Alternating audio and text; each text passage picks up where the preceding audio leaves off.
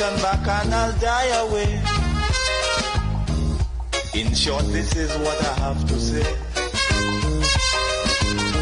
Let us forget spites and grudges and concentrate. Come, let us sit and try to relate. Because now, more than ever, we must show discipline, tolerance, and production to build a strong and better nation. I say that is the main foundation. So come, let us work hand in hand, because this is our land. Come, my brother, come, my sister, and let us build a nation together.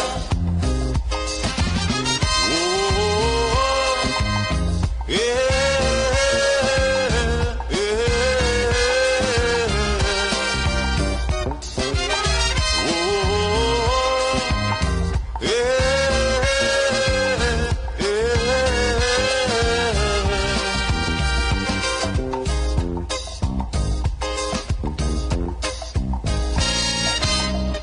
Remember, the key to success is working hard.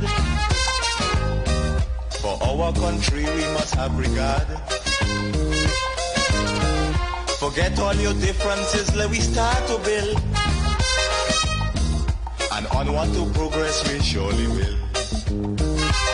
Because now, more than ever, we must show discipline, tolerance, and production to build a strong and better nation.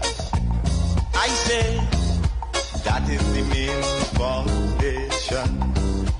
So come, let us work hand in hand, because this is our land. Come, my brother, come, my sister, and let us build a nation together.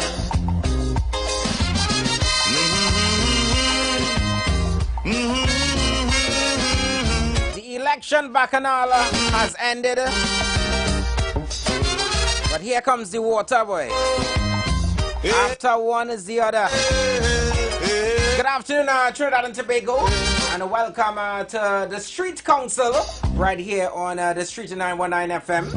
The Street Council is in session, and we take you straight to 4 p.m. today.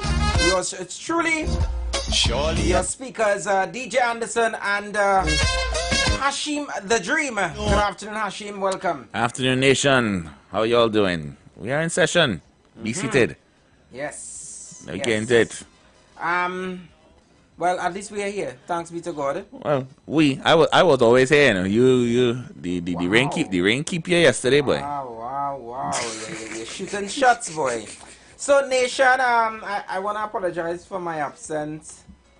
Me being absent yesterday, but you know, due to unforeseen circumstances, I had a long day, a very, very long day, and I couldn't literally get away from what I experienced yesterday. But thankfully, everything is good. I'm in good health, and I'm here today. You know, want to say good afternoon going out to all our Facebook listeners, also all our YouTube listeners, all of the crews that are locked on via our website www.thestreet919fm.com. Good afternoon going out to all of you. All the crews that are actually out and about, for the ones that probably out having lunch, good afternoon going out to you guys. Even the ones on the highways and byways, on the bus route, whichever part of Trinidad and Tobago you are right now, and even to the world, good afternoon going out to you guys. As you guys know, we have a lot of rain. A lot of rain. I think that we were expecting some more showers today. We haven't gotten much of those showers just yet. I think the sun fighting right now, because when I look out my window and I see sun trying to seep through, and I say, hello, what's that? What's this? You know? But you know, I've seen a lot of persons on Facebook and so forth sharing videos and so forth of their areas and how much water, you know, the floods. I really want to sympathize with all those persons that are experiencing waters, you know, those high water levels into your homes. You know, I've seen people saying it's over your knee level.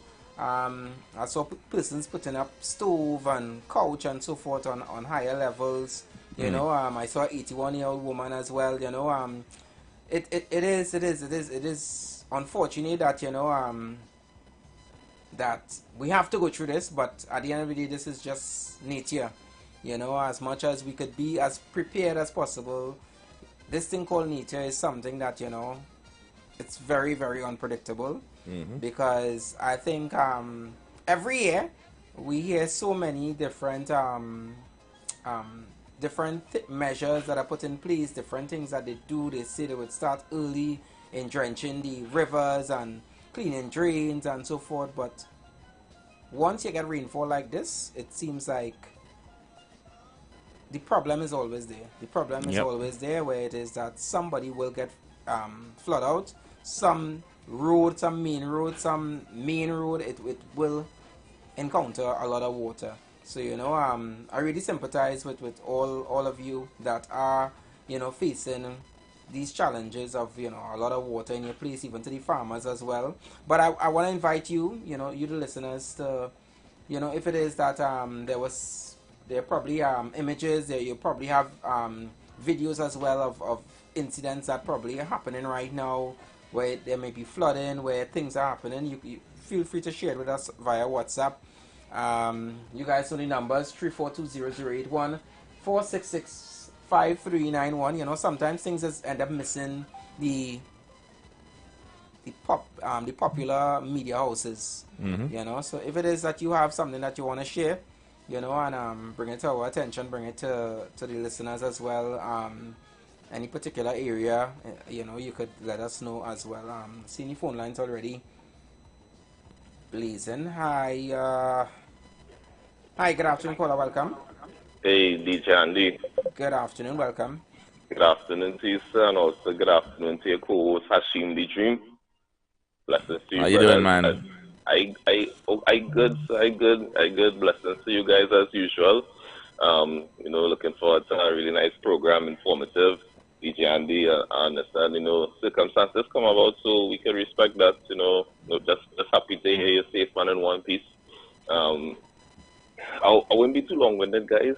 I listen to everything you say, and at no point, whether today, in the past, or in the future, anything I say is to challenge the opinion of you guys at all. Sometimes when persons listening, they try to twist things. I just give them my opinion on current affairs. No, well, that's what we're here for. You know, we're not always gonna agree on any one topic. So, you know, but we're here to just deliberate and debate in a healthy way. That definitely, because the focus at the end of the day is the wellness and the prosperity of each and every one of us as citizens. So once that's the main focus, we wouldn't get, you know, emotionally caught up, or, you know, and that has been my thoughts when it comes to government, etc. Once the focus is the betterment of the people. I know DJ Andy would have mentioned, you know, this is just nature, but I mean, to my recollection, this is not the first time that we have had report of floods this year. So situations occur in life. We review them, and what steps and measures do we put in place so that the same issues don't happen again? Because I think, and while I'm listening, the factors, just some of the factors, you know, loss of agriculture, we see farmers talking about their crops, that's their livelihood. Right. The word livelihood is a pause moment type of word.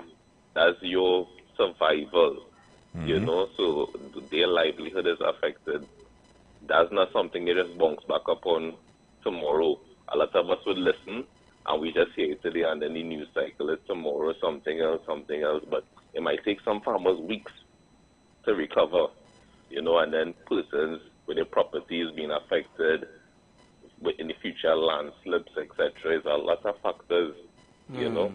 So we really need to somehow, the very first, I'll close it now, I won't take too long, and I don't want it to sound doom and gloom, DJ Andy yesterday, and you guys also would have say, well, hey, you know, young brother as an example of prosperity through adversity.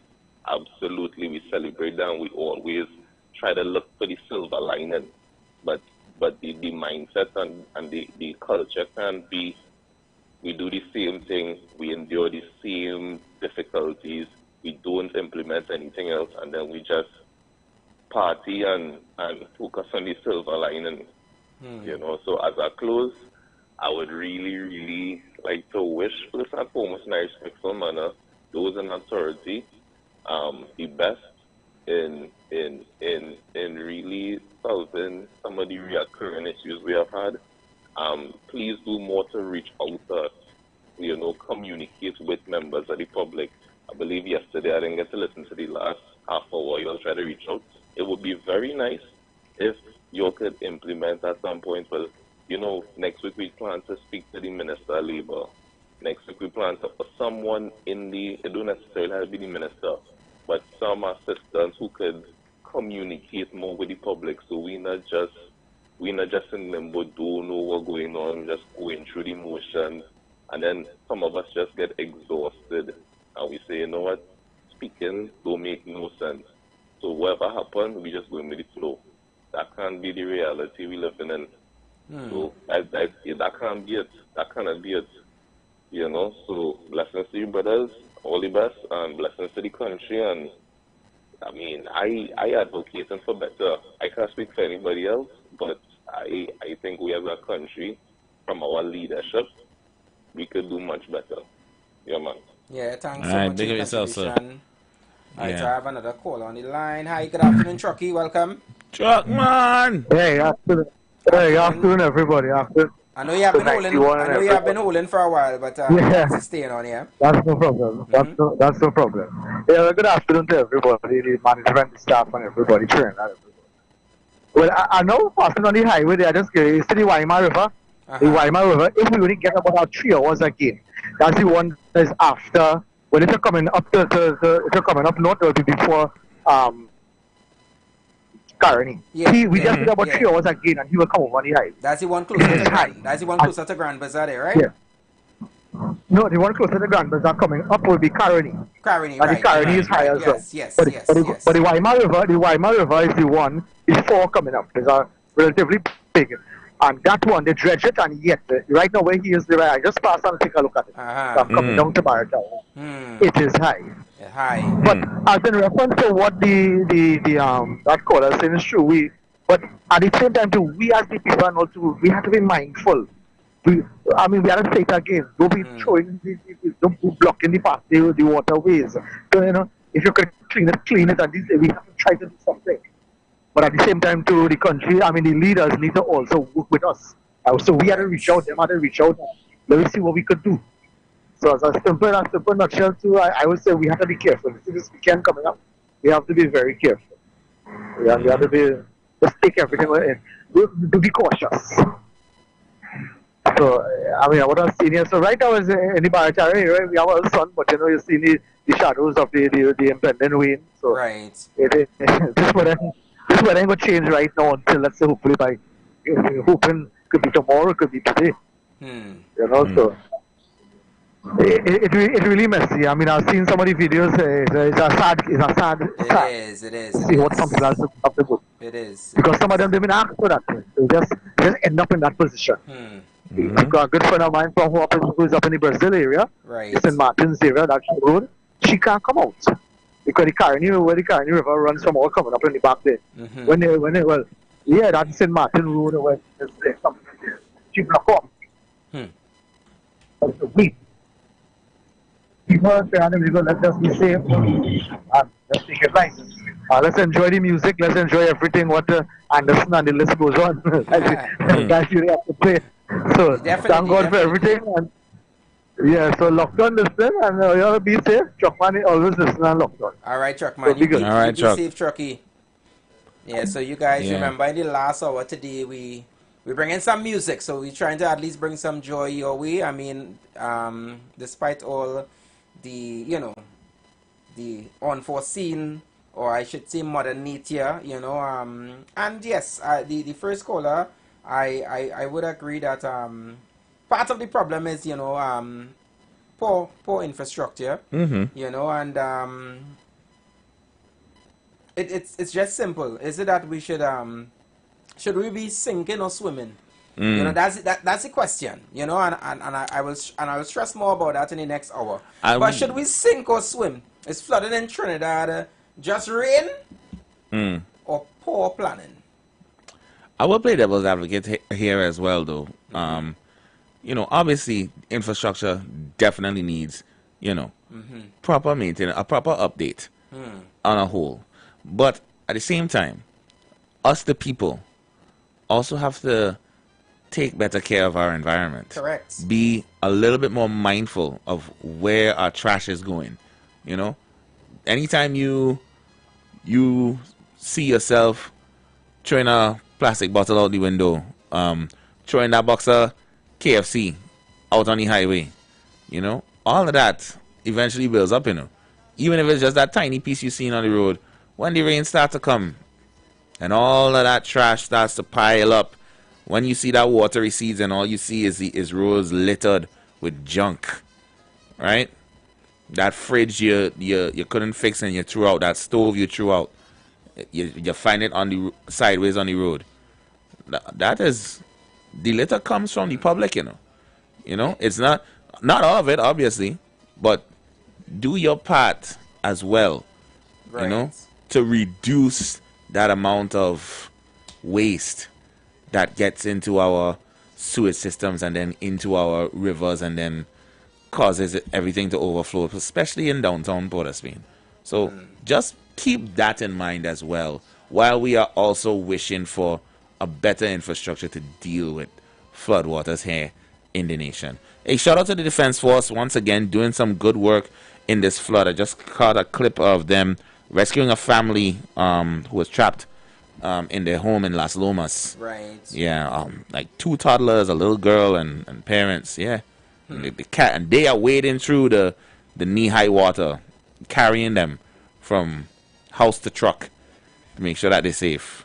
And You I know? saw, Big up I to Defense saw, Force. yeah, I saw the Ministry of Education putting out a memo out there that a lot of the schools will close today in Trinidad and Tobago due to the expected of another tropical wave supposed to have passed, and obviously because of the amount of water, the amount of floods. So I must say kudos going out to the Ministry of Education for taking that initiative and at least, you know, putting out that memo so that parents and teachers and all those responsible for the runnings of school could put things in place early, you know, and also to safeguard our kids. To the ones that had no other choice but to go out today because of exams, I really hope that you kids did well in your exams, because I know that I hope so.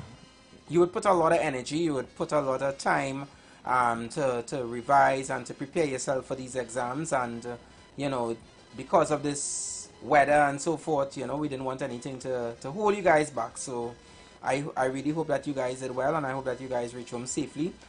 Today is not a day to line people, you know, especially to the ones that, you know, you're living in areas that are prone for flooding. If the flood has not reached you just yet, it doesn't mean that it passed you.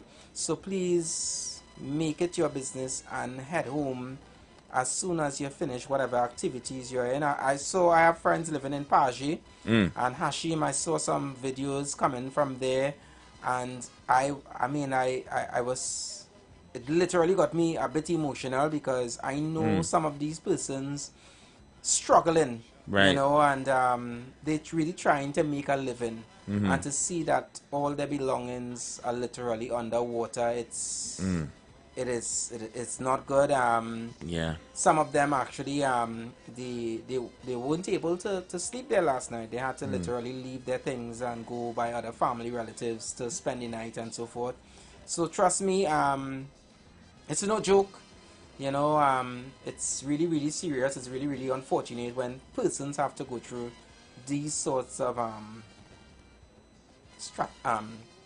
struggles. Yeah. Most definitely. You know, our hearts go out to you guys. I'm actually just looking here at at least this is the most recent one that I've seen, the river level advisory. We still have 2 rivers that are in the red zone, which is the Caroni in Tampuna and El Carmen, both between 90 and 100% capacity. the rivers of Couva, Maraval River, Diego Martin, Cora. Am I saying that right? Cora? Cora. Cora. Cora. Okay, Cora. All right. Sawa River, Sipero River, Guaracara, and Aruca. They're all in the blue, so they're relatively they're good. Nothing to worry about there.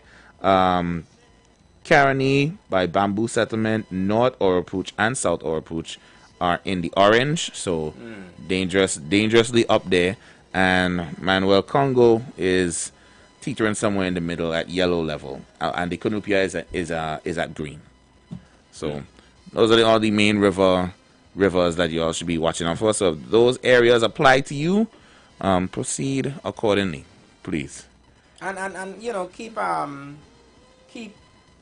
looking at the media, keep looking at the Met Office, so that you could get the relevant information. I mean, as much as we get any information, we would definitely share it with you guys. But make sure that at least you're well informed and know exactly what's going on in your area. Or if you have intentions of visiting a particular area today, at least you will have the information. Please don't risk it for the biscuit people. You know you're driving a car, Listen. right? You're seeing the water at a certain height. Do not risk it and drive your car in those waters. It will bring more harm to you than any good at all. The biscuit will not go stale. You could stay in your place. You know what's a shutdown in flood? Waterlog to replace them kind of parts in a car. People, don't take those chances. If the people them big pickup truck getting covered, right, in flood water, your low rider wing road will not stand a chance. Correct. Do the right thing and stay in your mother place.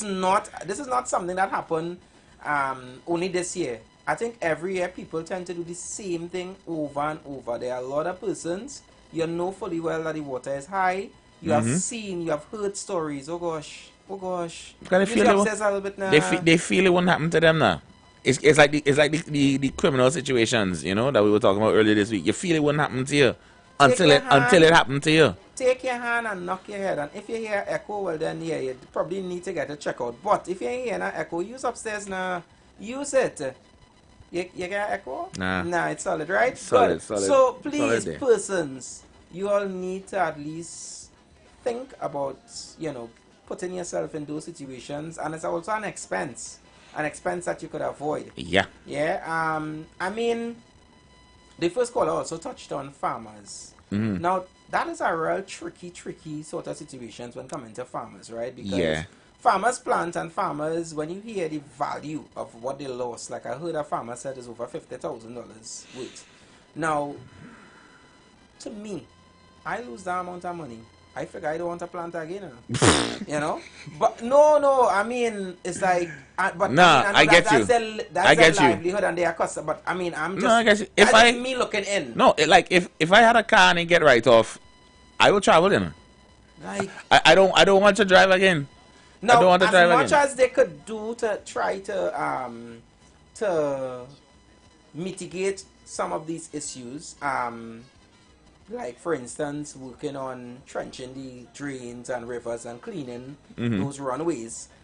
Some of these lands that some of these farmers are planting on are literally wetlands. Yeah. Right? And we do have to remember that at the end of the day, Trinidad is a wetland. Correct. So like how much could you possibly do? Because listen, this wetland sometimes it has its advantages and disadvantages, because when we're in the dry season, oh, you like yourself. Exactly. Like yourself. So it comes with pros and cons. Yeah. So at the end of the day, yes, we understand, but at the same time, we know where we live in though. Yeah, we know the wet season months. This is June. It's gonna be wet till November. So you had to put the necessary precautions in place. Yeah. Obviously you're going to get some blows. You know, we can't. You are sometimes going you to can't. lose, you are going to lose. You can't prepare for everything. Correct. It's just like food vendors, right? A food vendor will cook a certain amount of food, but not all the times they will sell out. They will have wastage. Yeah. And they will lose. Yeah. Right. So I mean, as much as yes, I do sympathize with all farmers, don't get me wrong, I do sympathize with them, but I think that part of this is they have to at least have some it's an occupational hazard. Yeah, that's what it is. Yeah, you have to have something put aside to deal with situations like this. Mm-hmm. As hard as it may sound, but it is what it is.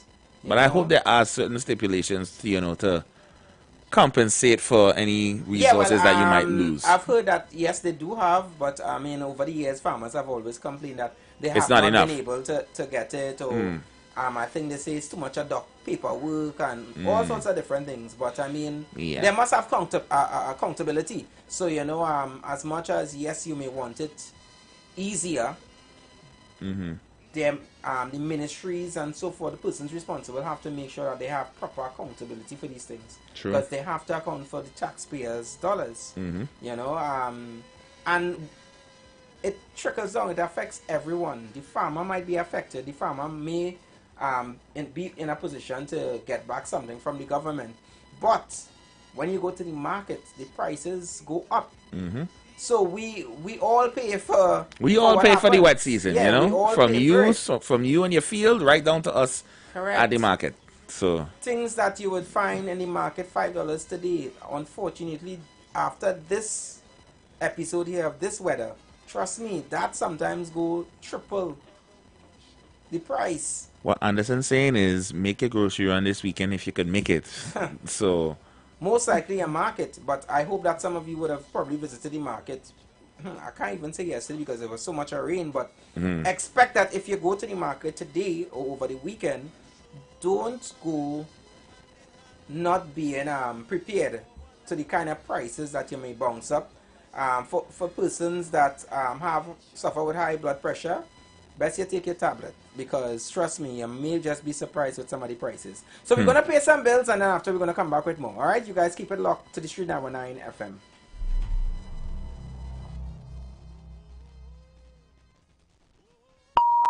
The views expressed are not necessarily the views of the management of the Street 919 FM. You want to find something great to do with your Tuesday nights? You want to learn and understand the true reason for Jesus? Then join us every Tuesday night from 8 to 9 p.m. for the program, This Same Jesus. This Same Jesus, the program that puts Jesus in his rightful place in our hearts and in our homes. Let's bring church home to you. Join us every Tuesday nights from 8 to 9 p.m. with your hosts, Kempes and Kevin. Be inspired, be blessed right here on the Street 91.9 FM. Falling in love with Jesus.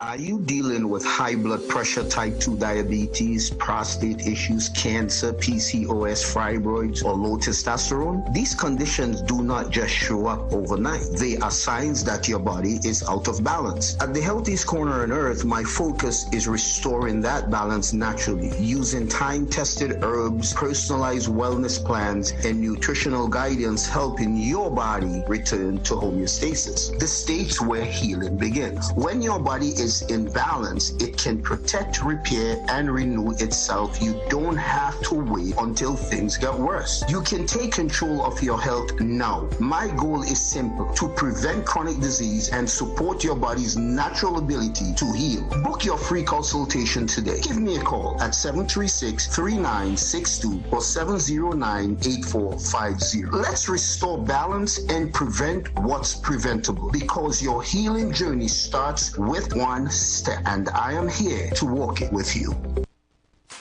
Ikaro, I am Alatumishe Ifabamishe Aganki, better known as MCDU. And every Monday between the hours of 9 p.m. to midnight, I host a show called Orisha, The Way of Life, right here on the Street 919 FM, where I have guests passing through from the Orisha Ifa Baptist Diaspora to educate, edify, and inform you, the listening public, about Orisha Ifa practices. So remember to tune in every Monday between the hours of 9 p.m. to midnight for Orisha, The Way of Life.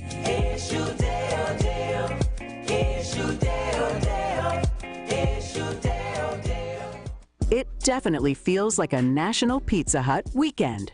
Pizza Hut's turning up the heat with something better. All you can eat this Saturday and Father's Day Sunday. From 11 a.m. to 4 p.m. Feast on endless pizzas, pastas, breadsticks, dessert, and yup, we're pouring free beer too. It's not a holiday, but it should be. So bring Dad and give him the gift of unlimited. Because no one beats Pizza Hut's all-you-can-eat. Just $55 and kids under 5 eat free. Dine in only. Conditions apply. Pizza Hut. Now that's delivering. This one's for the dads who fix everything with food. KFC is celebrating Father's Day with a bucket full of thanks. Get 50% more. Free chicken on all mega meals. This offer is app exclusive.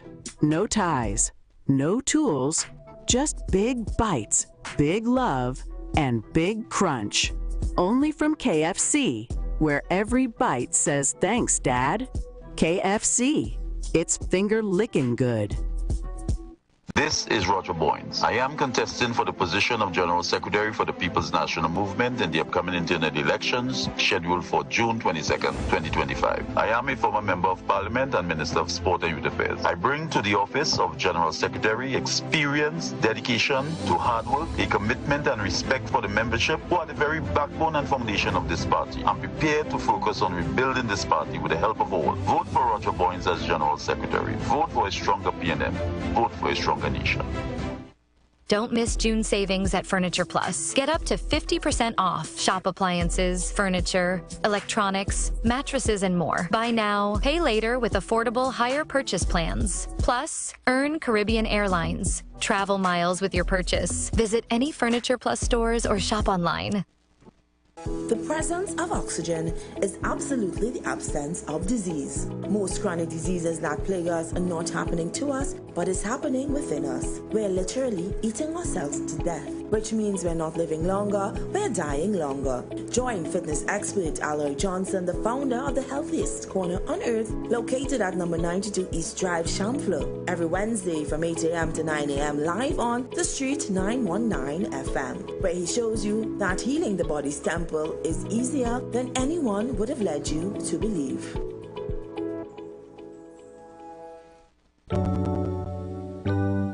Blessings in the wonderful name of our Lord and Savior Jesus Christ. You are invited to listen to the Final Hour broadcast heard every Monday from 12 midnight to 5 a.m. in the morning on The Street 919 FM radio. Hear my mom, Pastor Helen Garcia, and myself, Pastor Valentine Garcia Jr., preach the Word of God to the elderly, youth, and children. We can be contacted at 629-0113 or 623-8444. The church is located at 26 Prince Street in Port of Spain. We look forward to you joining us. God bless you. As my life I lay it on the altar, as my life. Looking for a safe and relaxed professional massage therapist and nutritionist? Look no further. Nature's Touch with Empress Judy and Associates offers a natural approach to better health. Treat yourself to a professional massage therapy and nutrition advice in a safe and relaxed atmosphere. Rejuvenate your body, mind, and soul at Nature's Touch Therapy. For an appointment, please call or WhatsApp 1-868-398-8282 or visit our Facebook page. Remember, your health is our responsibility at Nature's Touch. Planning your Tobago getaway? Choose the highest Google-rated car rental company on the island, O'Neill Auto Rentals Tobago. Located just minutes from the A.N.R. Robinson International Airport, at O'Neill, we pride ourselves on being the most tech-savvy car rental company in Tobago.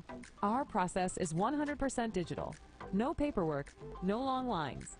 From easy pickup to seamless returns, renting a car in Tobago has never been simpler. WhatsApp us now at 1-868-361-1042 to book your vehicle. Don't forget to mention promo code RADIO2 to receive a 5% discount on your rental. Send a WhatsApp message to 1-868-361-1042 today. That's 1-868-361-1042. O'Neill Auto Rentals Tobago, the easiest, most reliable car rental experience on the island. Vehicle availability is subject to change. Driver must be at least 25 years old and have a valid driver's license to book. For more information, visit www.rentalcartobago.com.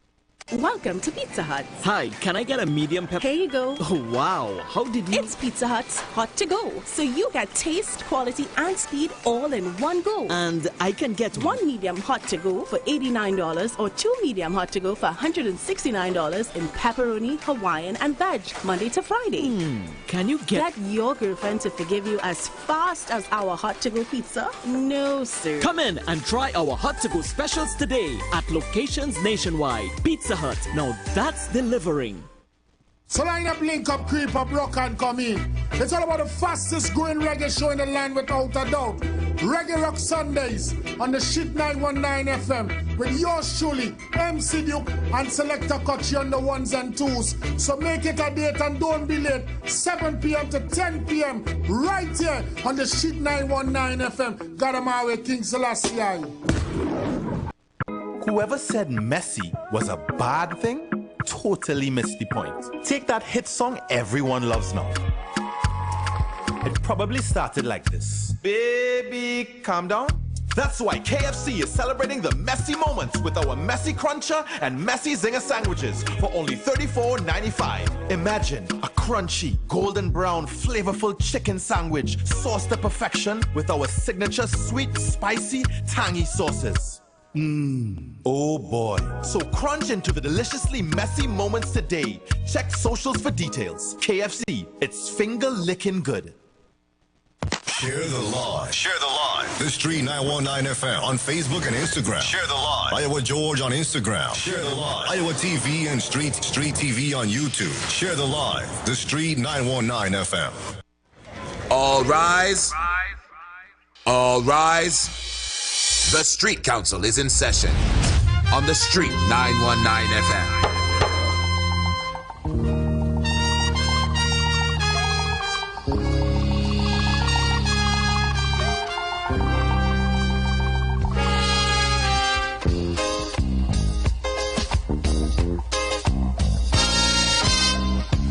Now the election back and I'll die away. In short, this is what I have to say. Let us forget spites and grudges and concentrate. Come, let us sit and try to relate. Because now, more than ever, we must show discipline, tolerance, and production to build a strong and better nation. So let me say good afternoon going out again to Trinidad and Tobago. That is the main. Good afternoon to all locked on via YouTube and also Facebook as well. I'm seeing Panadol is on. Good afternoon going out to you, Panadol. Now it's locked in. Raymond, good afternoon to you as well. Big up yourself. Oh wow. I ain't telling you about mine too, you know. I swear mine good. It happens, it happens. Yeah. So today we dive into, you know,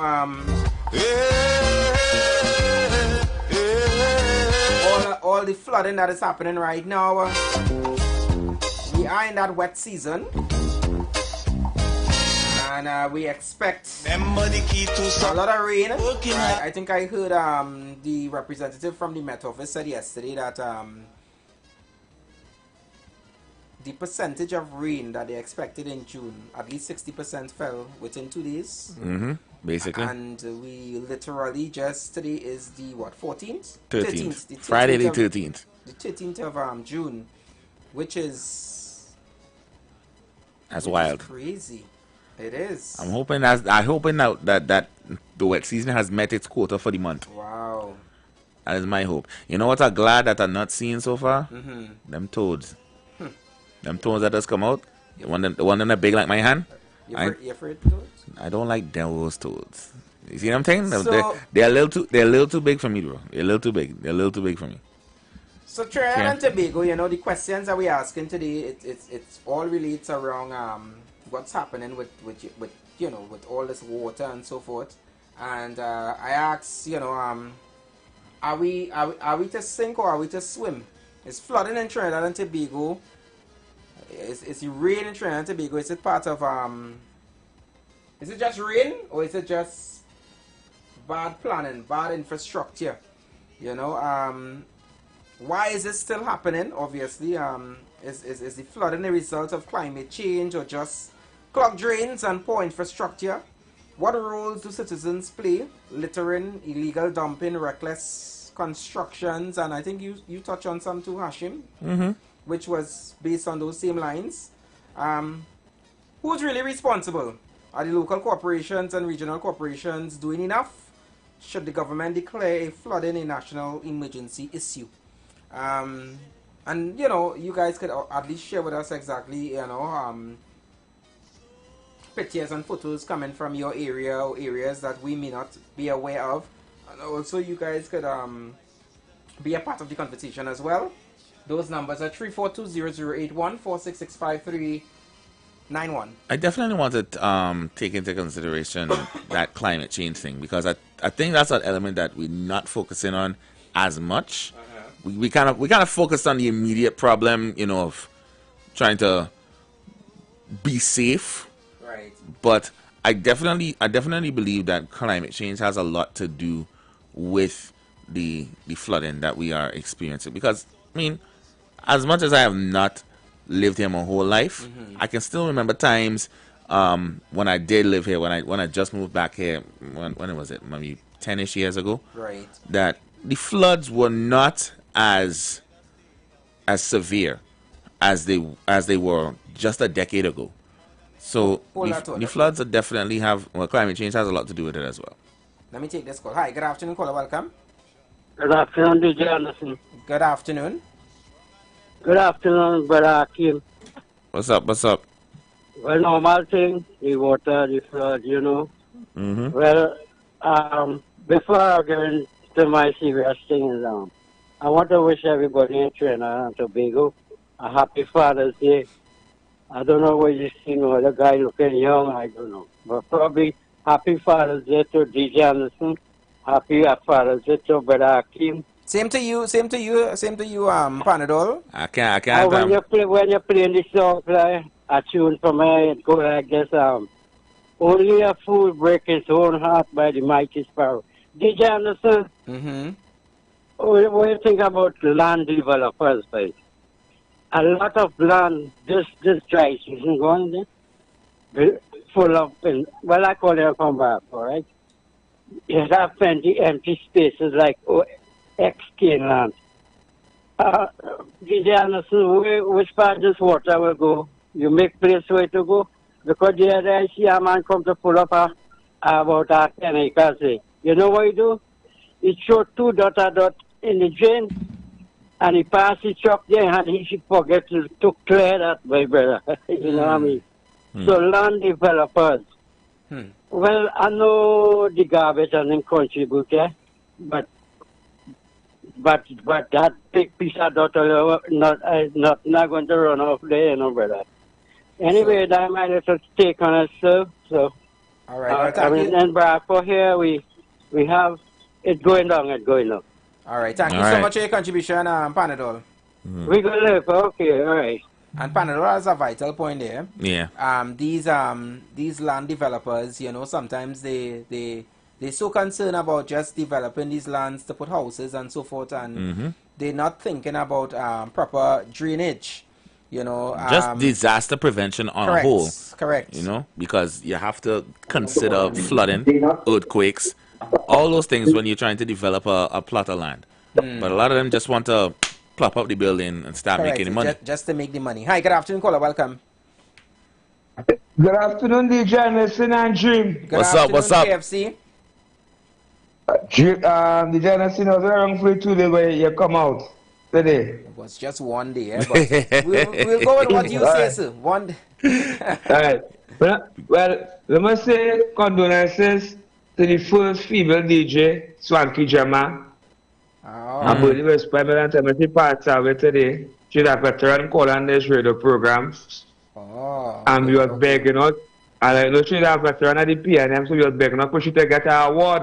Because she was the first female DJ in the Caribbean and extension in the world.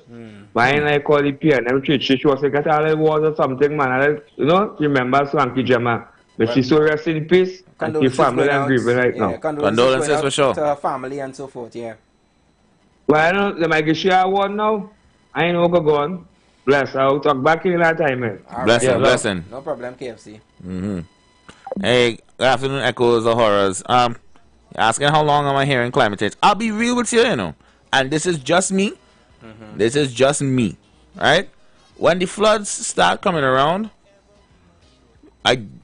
yes, you would hear about climate change, but I don't hear enough, at least to me, enough talk about it.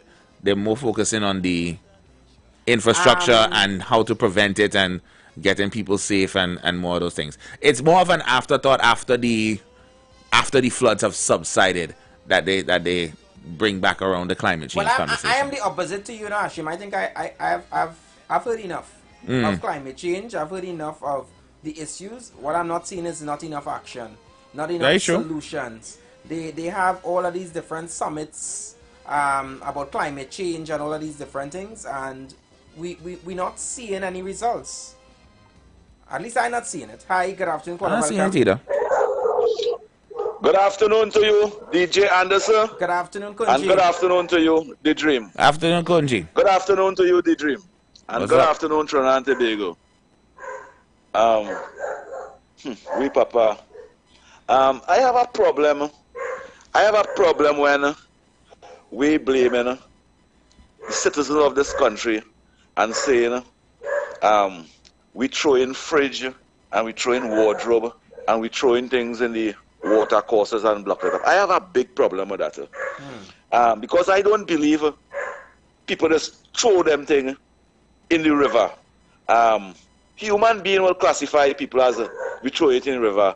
But when we pay in administration and we pay in local government, we buy excavator for them, we buy everything for them to clean the river courses and them, and to ensure that we have no flood. If riverbank don't break, don't overflow, place wouldn't flood out, it wouldn't, all right, look like in my family in David down there, I have a welding partner, right? His garage flood out.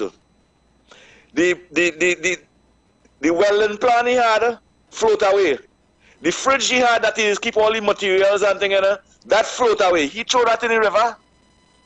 When the flood pass and take up all them things and carry down in the river course, people throw that over there. When we pay local government minister to clean, local ministry to clean the country and to take up all them debris and them, because they just pass and say, put all the things outside. And when the people put the mess outside there, and it stay outside there 3 months, and flood pass and pick up them things and carry down the river, did the people them throw that over there? We have to hold the people them responsible, and the people them who have the authority to clean those things, the people them who we pays to clean those things, the people them that we give millions of dollars to ensure the country clean. Why we don't blame them? Because we party supporters. That's why we just do that and blame the citizens of the country. The citizens of the country entitled to put the rubbish outside for the garbage truck to pass and pick it up. And if they're not passing up and picking up the garbage on them, should we blame the people them and say they throw it in the river? Why we do those things? Why we don't blame the people and them who we paying to clean up the country, who we buying millions of dollars in equipments for them to clean it up? If the past administration did clean river courses, them big drains on them, every 6 months, we wouldn't have been going through this. But we're not blaming the people them who we pay. We blaming the citizens of the country who's struggling. The citizens of this country can't buy a truck and load up all the garbage what they have in the yard and go and put somewhere. We pay corporation to pass with trucks and to pick up them things. We pay them. We pay garbage truck. Do you know how much Faris Alwari tell us we as citizens of this country pay just for the garbage truck to pass and pick up the garbage every evening? $14,000 a week. One home pay that. And when we pay those things and you pass and picking up the garbage, why should we continue blaming the people? Don't blame the people. Blame the people who have the responsibility, the people who we paying. Because the people not just putting garbage outside, they're paying somebody. They're paying an organization to pass and pick up them rubbish on them. And when them pick it up and the water rushing down in the drain, we have people come to say that the people throwing stove in the fridge, the river, they're throwing this, they're not throwing it. They're not doing that. They're putting it outside, responsible for the corporation to pass and pick it up. And they didn't do that for the past 10 years. They didn't do that. They didn't clean no water course, no river mouth, nothing. Why it is you seeing a young, beautiful girl, Khadija Amen, have to be outside 8 o'clock in the night, 9 o'clock in the night, for trucks and all kinds of things to clear up rivers, of course, and things, because the country was neglected for 10 years. Let me go that road. That is the road we have to go. That is the transparent and honest road. Let me ask you something. Now, you're saying that citizens, they don't throw it into the rivers and so forth. Fully agree. But how does it end up there, though? If they're putting it out as responsible citizens, how does it end up from on the side of their compound or the property to in the rivers? Well, when it's a flood, when flood out place, and the water take up everything in the flood and rush it down, right. And flood just wash away everything. So if the people them live in the flood-blown areas and they have fridge and stove and thing outside by the yard for the garbage truck to pass and pick up, and them pick it up, and the flood pass, and the flood moving cars. The flood picking up a car and moving a car from on the road. Why it won't move a fridge or a whole stove? We seeing that. We seeing when the flood passing, we seeing the fridge going down in the river so. But that is the flood carrying it. The person didn't take it and say, look rain falling over there, we throw it in the fridge, in the river. They didn't do that. They had it outside waiting for the corporation truck to pass and pick it up. But what we pay the corporation to pass and pick it up. But the country was neglected for the past 10 years. But when we like a party, we wouldn't want to bring them in it. We wouldn't say, well, all right, you know, the PNM really neglect the country for the past 10 years. They clean up the country. They clear water courses on them. We wouldn't go that road. We wouldn't go that road because that is we idols and we role model on them. But if we stand up and be straightforward for the citizens of this country and say, hey, the country was neglected for the past 10 years. And look now, well, look at a young lady now cleaning up the course, and you can see how much work it had. Look at see how much work it had. Thank you, Trinidad and Tobago. Stop blaming the people on them. Thank you, Kunji. Thank you, Kunji. Oh, you putting that to the front of the glass? Okay. No. Before you move on. Before you move on, I'll address everything he's saying. You know, I'll address it all. Right? No, I wanted to tell you why I put him in front of the class because he did have some good points. I mean, I don't agree with everything, but no, I very much. He very much has a point. Yeah. But I'm not speaking to law-abiding citizens who put their garbage where they're supposed to be putting it.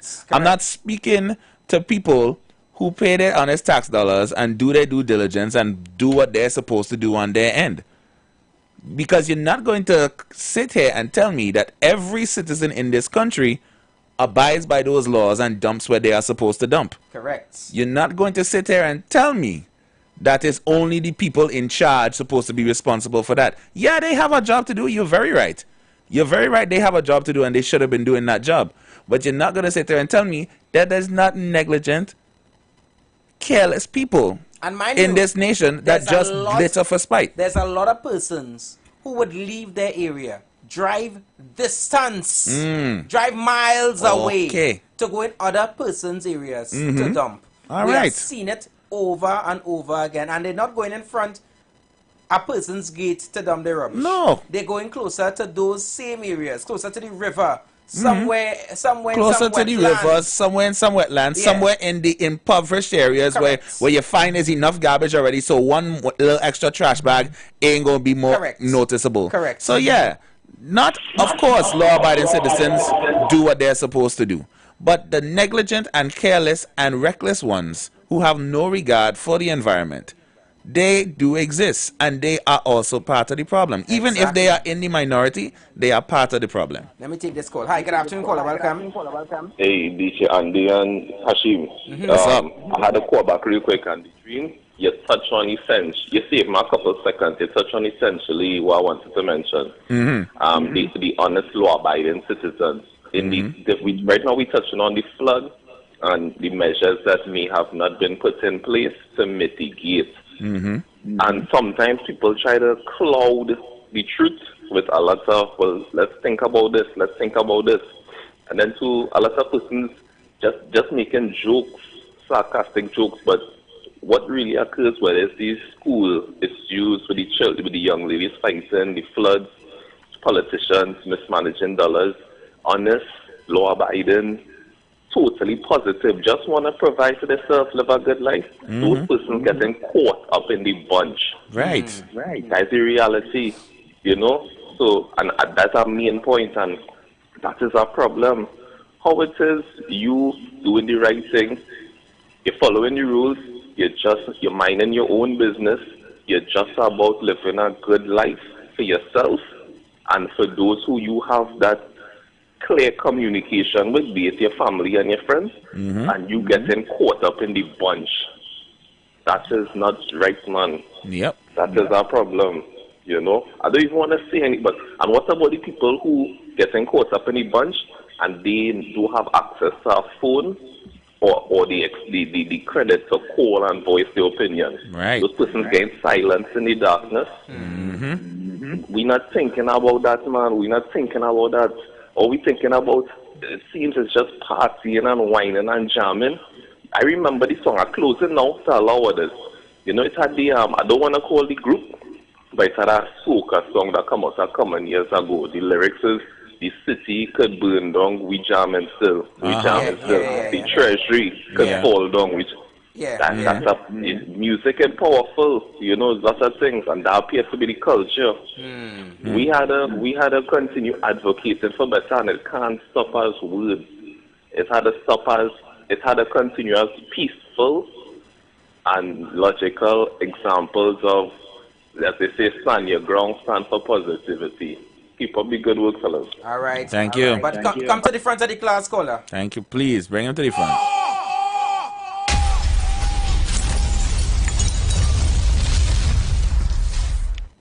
Let me take this other one. Hi, good afternoon, caller. Welcome. Good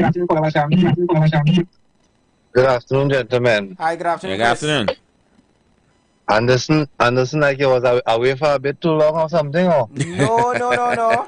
You're getting it today. I don't understand. You're getting it today. Yeah. I mean, if it's so, you have to give us some clarity. Either you're sending people to the front of the class to learn, to come closer to the teacher, or you're sending them to teach. I believe you send Kunji a little bit closer to the teacher. I sent him in front of the class. I mean to laugh, but oh God. Let me finish. The dream went a little easy on you, but you know me, I like to factor in everything. Right. Yes, Kunji has some points as it relates to the previous government dragging their feet and being highly inactive as it relates to a number of issues. That there was no set of foresight. But that doesn't remove the factor of persons getting rid of items in a poor manner. We just see it all over the place, right? People is dumb things all over the place, right? So we cannot just put blame on one person, and then what? So what will happen if these people who are in charge of taking up all the things do exactly that? What will happen? The people are distributing getting rid of their stuff poorly. That will not cause a challenge. That will be a challenge also. So we need to factor that into our contribution, right? And not just try to be leaning on one side. We must strike balance, right? There must be a balance. For the rest of the day, and the dream is in charge of that board, eh? Wait! Hey, don't do that! Don't do that! Nah. I was in charge yesterday. It's two speakers in the house. We had to share the duties. Wow. All right, Chris, I'll take it. I'm taking my blows. That's all right. But what you know that's all right. That's the lightness up a little bit. Yeah. All right, cool. Yeah, man. All right. Let me take this other call. Hi, good afternoon, caller. Welcome. Let me say good afternoon to you, gentlemen. Good afternoon. And I want to say that I do not believe in this climate change business at all. I do not believe what's happening to the world today with flooding. I believe that is man-made. That is Russia, North Korea, and China, and America who is testing out nuclear weapons. sending it down to the ground and to the sky. You know what I mean? You know this cloud is a living thing, right? The cloud is suck water up and know when to let it down. The cloud is living, believe it or not. The cloud is living. And when they shoot a rocket up in the air and they take the clouds and they push the clouds so and move the clouds so a nuclear bomb, where is gone? So this is why we are seeing this drastic weather all over the world, not only here, all over the world is drastic weather thing. And so I do not believe in climate one bit whatever. I think that is our hopes, what they make overseas, international with summit upon summit. I can remember a young girl, American young girl was leading a charge. I'm telling them about that. And it is not climate change, as I said. I will say this, everybody have to pay part with flooding. Because you cannot just put out your rubbish in the road and expect you to pick it up. Because it have days where you could put out your rubbish and the garbage man put. And even if you put out the garbage, you have to put the garbage somewhere where if the water fall, it wouldn't rush down in the drain, it wouldn't go in the river. So yes, we know that government come, they have to take care of the cleaning system. But it have big people just put all the rubbish outside, front of the gate, dog busting the bag, cup going in the road, paper going in the road. Some of them throwing the tire and all outside thing. And the days. So blaming a government for flooding, I wouldn't do that. Blaming the people for flooding, I wouldn't do it. I say everybody, all hands on deck, to make sure that the place clean. I can't just blame a government and say this government, no, that is party politics, and I cannot be on that. If we talk about country, nation building, it is that we have to be fair and balanced. And it's so, and I want to make it clear. Yesterday I heard a big issue about the Prime Minister did not come to the press conference yesterday evening while she was sharing the cabinet meeting. The lady have over 30 ministers, and when it's a cabinet meeting, she has to go through every of them, what they bring into the table. She has to read through everything. And plus, today, as I speak to you, Parliament is going to start to debate for a new commissioner. And I was asking myself, so why the legacy media so interested of seeing the leader? And it had the minister of roads, the minister of local government. The lady was preparing for today. After you done deal with 30 ministers, over about 1,000 paper sheet, you have to go through. And then you have to go home now and prepare for your debate and what you're going to say tomorrow. I think the media is being too hard and being harsh on the Prime Minister of this country today, because before the media wasn't so hard. And the next issue I have is today self. I do not support the selection of the police commission, picking a police commissioner for Trinidad and Tobago. I warn them about this. I tell them years upon years on the airwaves that stop fighting to remove Rowley and put Kamala, or to remove Kamala and put Rowley there. Today, the Prime Minister have the same power what Rowley did have. I asked them, I said, oh, let us come together as country, put with Mother India, put with Mother Africa, and say this is our motherland, Trinidad and Tobago. Let us fight for constitution reform. Give the people the rights to pick a police commissioner in this country. Because, my brothers, believe it, over the years, we know the police commission pick Kingsley. I qualify, they say Kingsley qualify, Kingsley thing. When they go to the Prime Minister, he or her, whoever is the Prime Minister, could say, I don't want Kingsley go back and look for somebody else who them like. And over the years, we know The Police Service Commission was under question by prime ministers in this country, taking the meritless action about the meritless. We know. So I do not trust this police. I don't trust them. Not because my party win. I don't say they all good. No. I do not accept my prime minister today going to say that I had the last say and whoever I want to be the commissioner, because I can remember I went to parliament that day. Caller, you're actually going over the time, right? And we don't want to get sidetracked. Yeah. No problem. But we get your point, though. All right? No problem. Thank you very much. Thank you so much. Yeah, But going back to what he said on the topic we're talking today, we'll get around to the commissioner next week for sure. All rise. All rise. The Street Council is in session on the Street 919 FM. Yeah, going back to what he said, he makes a very valid point. I wanted you to put him in the front of the class for that one. There is blame to be shared all around. There is blame to be had all around, right? Yes, there is a system in place and those people should be doing their jobs.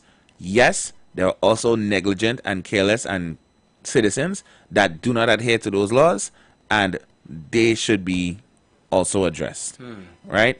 And there are areas like he mentioned, like you do your diligence, you put your garbage where you're supposed to put it, right. But there's no secure bin to make sure that the trash doesn't up and go anywhere. You know, it's just trash bags on top of trash bags on top of trash bags, and when a garbage truck comes and takes those, whatever residuals is there, they don't pick them up.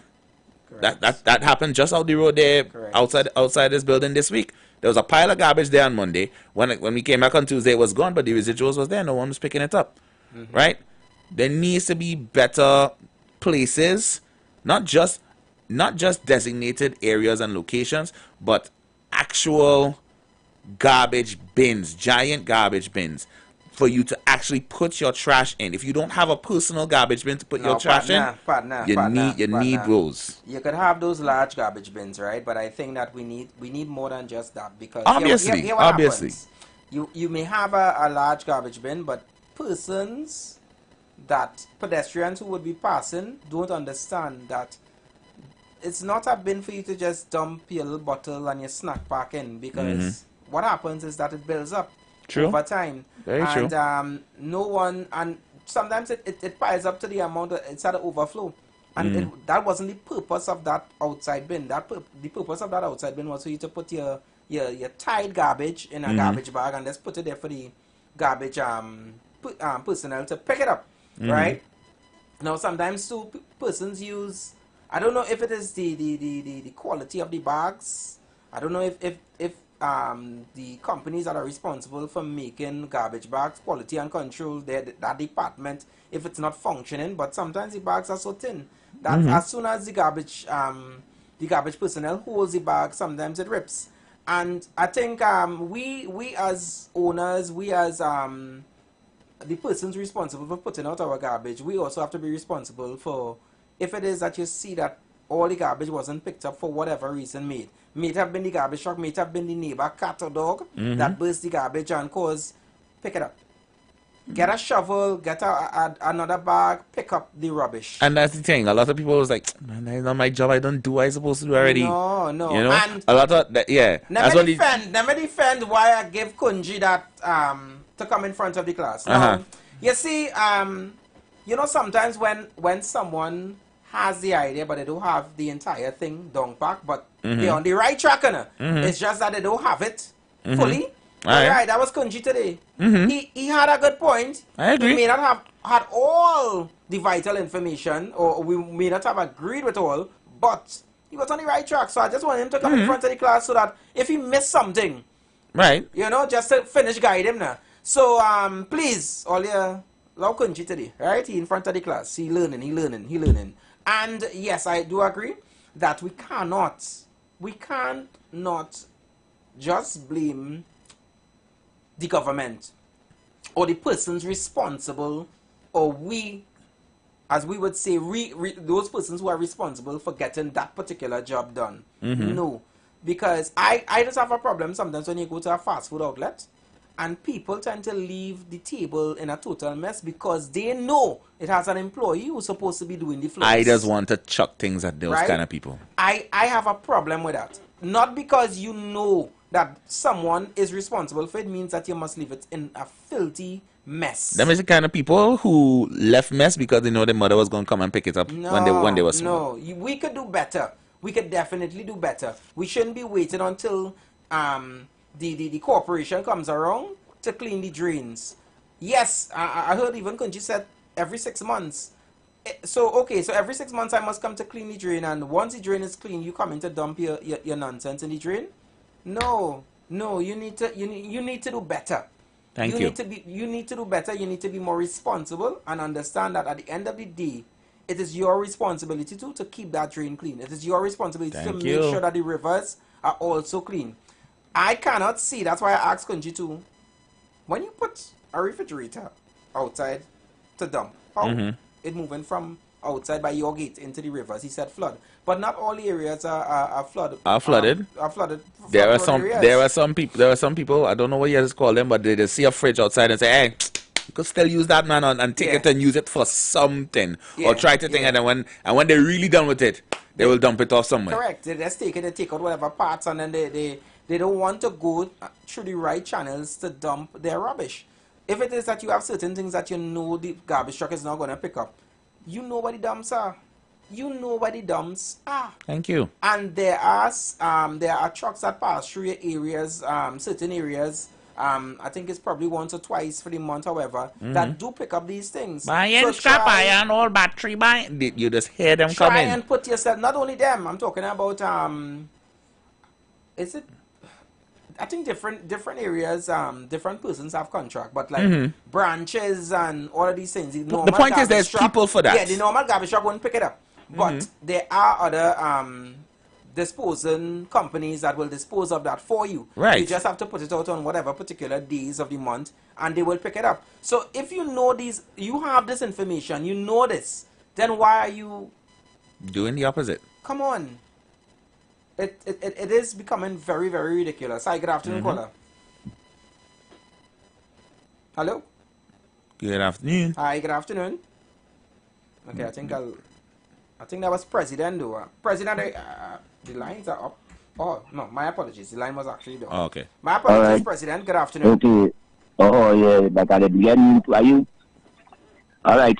Good afternoon, DJ Anderson. Good afternoon. And good afternoon, Dr. Dream. Good afternoon, Trinidad and Tobago. Well, DJ Anderson not hearing you today. Like, no rain, so you're around. I tell you, you're getting it today, you know. Wow. Yeah, boy. Wow. All right. Now, I listen Kunji quite down, right down, and I want to say first to begin, always to begin. You see, in this council, we carry some watchwords and things. We say appreciation, and I remember my brother from in the country, so I'm not forgetting him. He said patriotism. You see the next word how it coming? Now, why I say so is that the average Trinidad and Tobago, and I know much about Tobago, but I live in Trinidad. But the average of us in Trinidad, we tend to leave everything for somebody else to do. Yes, we just pay tax, we just pay the people who want to do. But in some cases, we throw everything in some kind of funny, we do some kind of thing. Not even looking to say, well, it's the people who you're paying that will pick it up. We just nasty and careless, straight and bold-faced gesture. You're going to America according to people who just say they go away and things, and the way how the people just keep the place and clean and things. Why we don't do that? We just throw everything, eat or something, you just throw it and you go there. A man could fall down on our pigskin just in the center of the pavement, because a man could just drop it on the pavement. That's the kind of people we are, Can you fool yourself now, man? We just eat all that bow. That's how we tell you. Most of the place nasty. We say we pointing in the rubbish bin. Okay, the rubbish truck go past. I see the rubbish truck passing. Yeah, they'll pick up. Not every time they go be on time, but they just pick up. So a flood come now. How much fridge really was in the river? But how much big tree that fall across the river and how much all of that fall across the river and nobody take it on for the longest while and it's back just block up. They go straight across the river and block everything and everything that come down, that big piece of thing block everything little until it's full up. And when it's full up, the road get the rest of the water. It's we. If you live in a house, you live in a place, you everything. In a hole in the road, right in front of your yard, in front of your yard down the road, just slightly down obliquely from your road. But you will drive your car up and down. You're living right around there, you know. But that hole will stay right there, and you had a little concrete and a cement only. You could have just fixed it up now and think. But you're waiting on somebody to come, and you aren't calling nobody to come, like who had to fix the road, even so. But you're waiting on somebody to come. When you car bung and mash up some part, you're making all kind of noise who to fix the road. But you could have just put a little bag of cement there and think it through. We ain't patriotic, you know. That's why I say in many cases, and I try my best, let me form organization, let me start to organize myself, you and I, so we go do it, we go come up with ideas so that we go live like a group, we go live like a household community. You can't make fragmentation, don't help nobody. Being selfish in this world and the world, not only in Trinidad and Tobago, it don't help nobody. Selfishness causing wars all over the world. Don't care how you want to put it, whether it's a white man, black man, whoever, whatever it is, selfishness causing real war across the face of the earth because somebody wants somebody think somebody's stand up and helping with no order. It's a whole thing. So when somebody comes to tell me about two fridge, how much fridge could really block up the river? It's some big tree or some big chunk of thing that block and everything come down after comes smaller than it and it make one big block. You know, so when we want to accuse places that we just want to make sure, I telling myself already that we have a different government here already. I don't understand that. Let me go down with the government. All are we going down? Whoever didn't vote and who voted who? We give a chance for somebody to vote because who was there, we didn't care about they staying there no more. So the person here now, let me help she, and let she recognize that we helping she, and let she do. If we help, she gonna turn off the two. Let me push and she hard so that she go do what we want. So let me say and do what we want, and let me make sure she do because that's who we have now.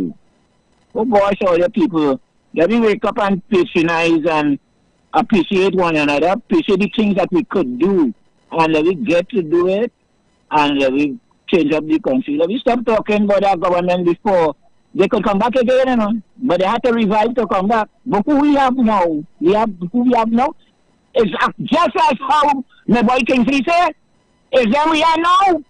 Kingsley was good today, excellent today. Let me move on with this country right now until further notice. And that I ended the. Thank you all. Thank you so much. Oh God, please put them in the front. Put them in the front. Put them in the front of the class. Let me take this one. For that. I want to address something after this call. Go ahead. Hi, good afternoon, Paula. Welcome. Guys in the studio there. What's the latest update on Funky Gemma? On what? Sorry? On Funky Gemma. Oh, Funky Gemma. Gemma. Have no update? Oh, well, we got a call that she has passed. She has transitioned. Okay then, thank you. All right. Condolences again. Yeah, just wanna address something here in the YouTube chat. Echoes, good afternoon to you. Some comments here in the YouTube chat is saying, in spite all of this stuff, because we're comparing Trinidad to America and how they run their sanitations and stuff and how they seem they're so-called more efficient than us.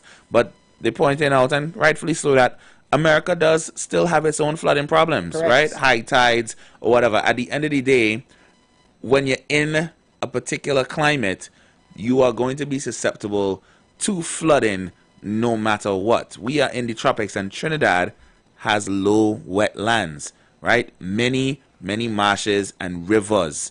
So even if we were doing everything that we were supposed to do, right? The nobody was dumping, the right government departments were cleaning up the trash and doing, and we had the right infrastructure to help with that. At the end of the day, nature will take its course. But nature is going to nature. That's how I started the conversation. I said it's unforeseen. I said that it's Mother Nature. Even though that we would have certain measures put in place, that we just cannot see that that some of these things will still happen. We can't. We are not God. We cannot prevent everything. How much you prepare, how much preparations you put in place, these things are going to still occur. And I mean, it's as rightfully as most of the callers said, it's just not the government's responsibility. It is your responsibility. It's my responsibility. And for the ones that are not aware, rain does not fall red. It doesn't fall yellow. It falls clear. It's water. It affects us all. And I saw that some of the ministers, I saw them on the ground, going to their different constituents and so forth. I saw Khadija Amin also addressing she is a real trooper. Big up to she. What they are doing and so forth, and putting things in place. But I as much as I really support Khadija Amin, and I've seen that she's on the ground doing the work. Yesterday I just didn't like one thing that I heard from her, and I think that it is setting a bad precedent for most persons when you say things like you keep repeating that when UNC win, everybody win, and yellow is the code. And I think that around this time is not for that. Miss Amid. Yeah. Well, the election bacchanal has died away. It's gone. It's gone. Yeah. We just want to know what you all could do for persons who literally are in the middle of this all and who are actually being affected by this weather. The party thing is over. Just like Miss Hoshneem talking about P&M children. Stop it. Don't do that. Yeah. Right? Miss us with that, please. Just let us know what the administration can do, right? And flooding has not only been affecting us this year, last year, year before. It has been since I know myself, since growing up as a little boy. It's an annual thing. There has always been flooding in a lot of different areas. So we need to be more responsible and stop throwing blame or casting blame on one administration. Hi, good afternoon, caller. Welcome. Good afternoon to you again. Anders, DJ Anderson and the Dream. Good afternoon. And good afternoon, Trinidad and Tobago. Well, I like the road the Dream going on. He said the United States does have flooding. But the United States does have flooding, yes.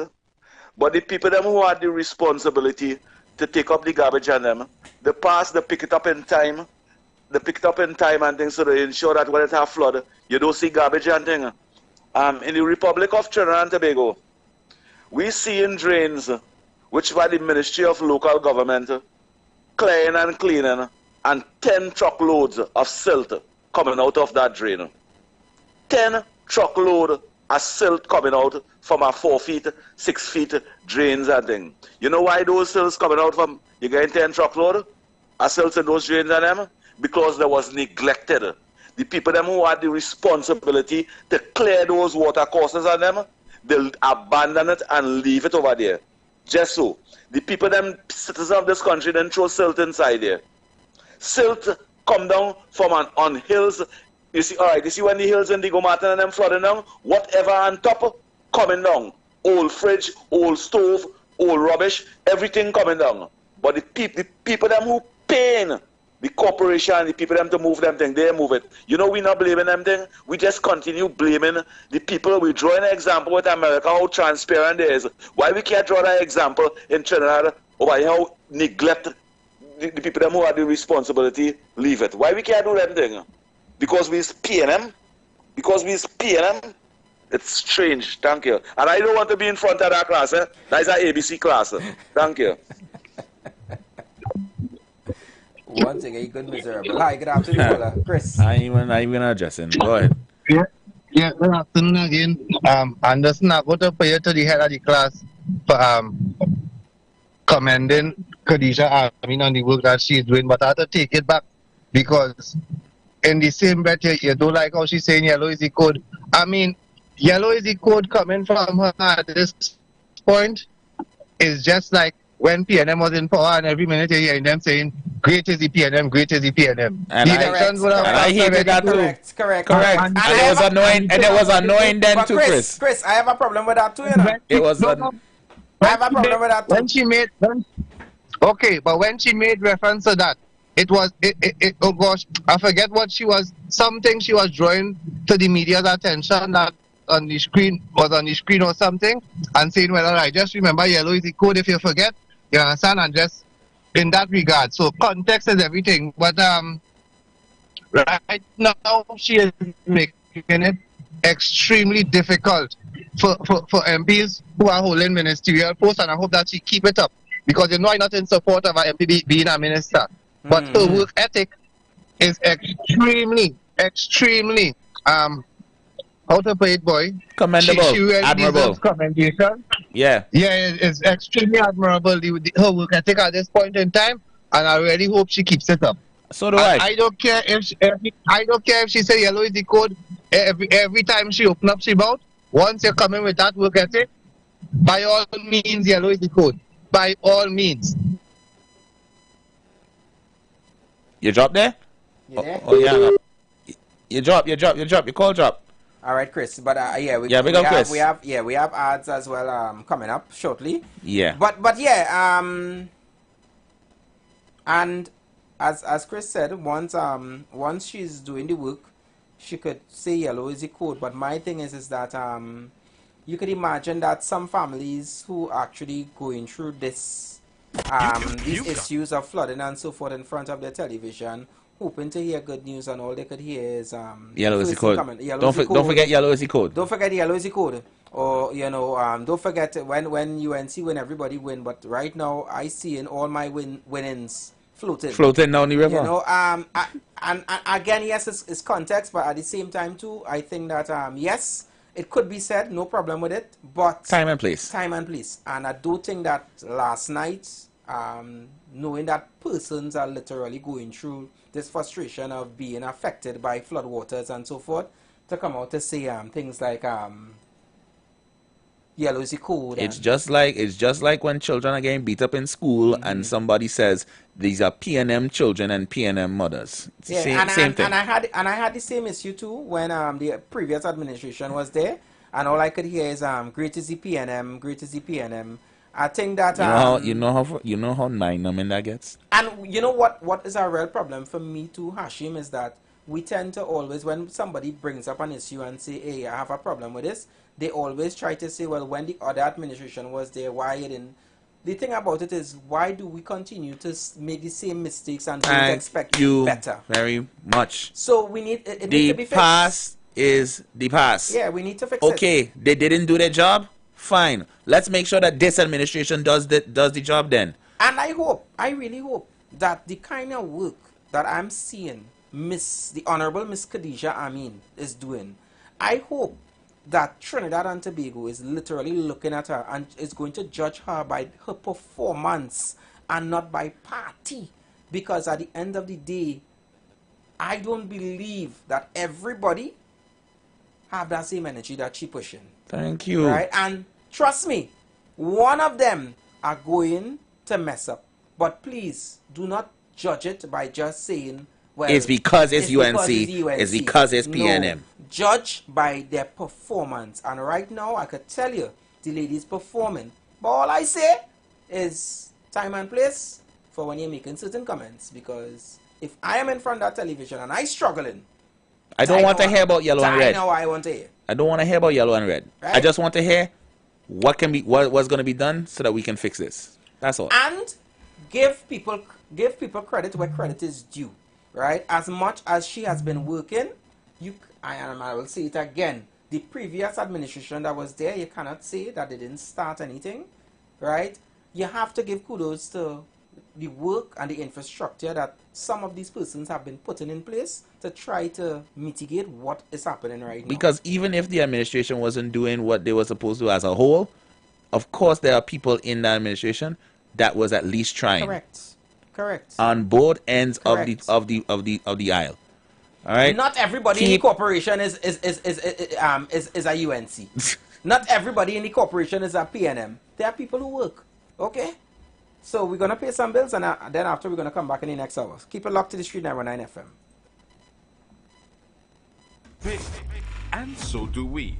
Let's go pay some bills on the Street 919 FM.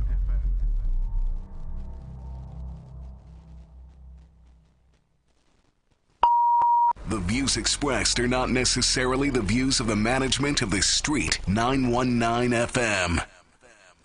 Young people of our nation, ignite your wellness journey with Nature's Touch Youth Health Caravan with Princess Omega and Associates. Prevent ill health today and reap the benefit of good health tomorrow. Join us every second and fourth Saturday of each month at 9:25 a.m. to 9:55 a.m., where we bring to you innovative health solutions. Invest in yourself today by ensuring that you're enjoying optimum health. We are located at number 3, 7th Avenue North via the Eastern Main Road, Barataria. For further information, please call or WhatsApp us at 868-310-8671 or 364-4464. Remember, at Nature's Touch, your health is our priority.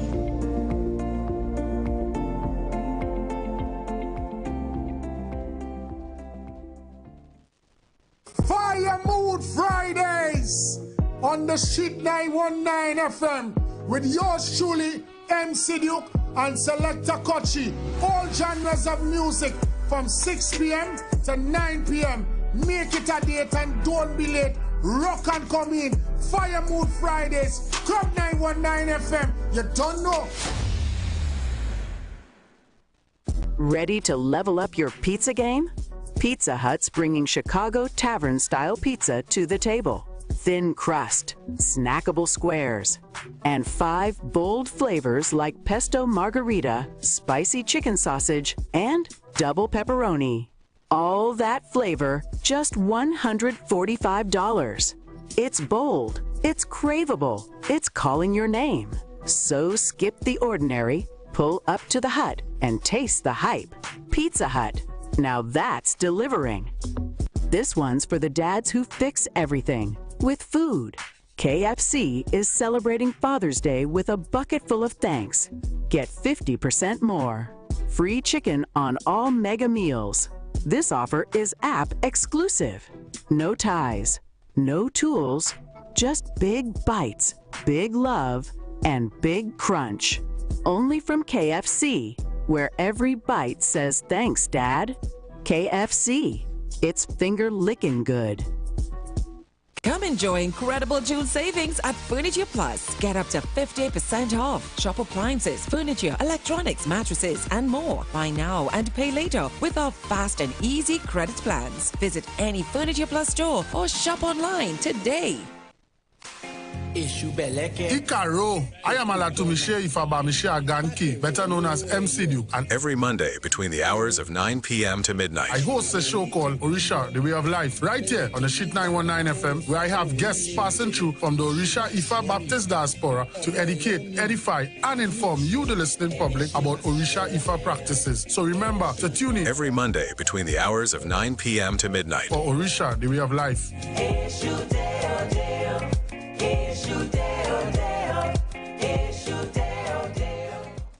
Looking for a safe and relaxed professional massage therapist and nutritionist? Look no further. Nature's Touch with Empress Judy and Associates offers a natural approach to better health. Treat yourself to a professional massage therapy and nutrition advice in a safe and relaxed atmosphere. Rejuvenate your body, mind, and soul at Nature's Touch Therapy. For an appointment, please call or WhatsApp 1-868-398-8282. or visit our Facebook page. Remember, your health is our responsibility at Nature's Touch. Hi, I'm Valentine Garcia. And I'm Nikki Garcia. Please join us on the Final Hour broadcast every Thursday at 9 a.m. on the Street 919 FM radio. Every week we will journey into the amazing Word of God. So please join us. See you then.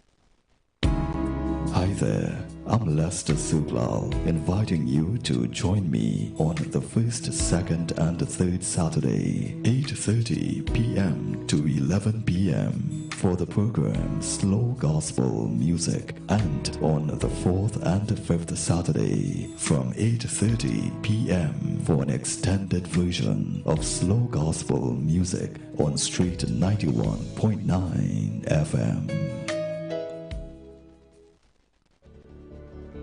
Tune in to The Street 919 FM every Friday from 9:15 a.m. to 9:45 a.m. with Kingdom Health Services, situated at number 125 to 186 Eastern Main Road in Tunapuna, for the program Health and Healing, merging the old with the new, with Mr. Brent Diet. For more information, call 318-7471 or 484-0141 or 360-4100. It's all about Kingdom Health Services on the Street 919 FM. Join the winning team with Pastor Alkaline John every Tuesday from 11:05 a.m. to 12 noon, and every Thursday night from 8 to 9 p.m. live on the Street 919 FM as he talks about Lviv, the power of 5 fruits, one of the most powerful antioxidant supplements on the market today. The 5 superfruits in Lviv are mangosteen, acai, pomegranate, goji, and nuni. These fruits have a positive and profound impact on human health performance and disease. Join him as he gives live testimonials of the Lviv healing powers. To get more information, you can contact Pastor Alkaline John at 516-286-7079, or you can visit his webpage at www.alkalinejohn.com. Remember, every Tuesday from 11:05 a.m. to 12 noon, and every Thursday night from 8 to 9 p.m. live on the Street 919 FM. Share the live. Share the live. The Street 919 FM on Facebook and Instagram. Share the live. Iowa George on Instagram. Share the live. Iowa TV and Street TV on YouTube. Share the live. The Street 919 FM. The views expressed are not necessarily the views of the management of the Street 919 FM. All rise. All rise. The Street Council is in session on the Street 919 FM.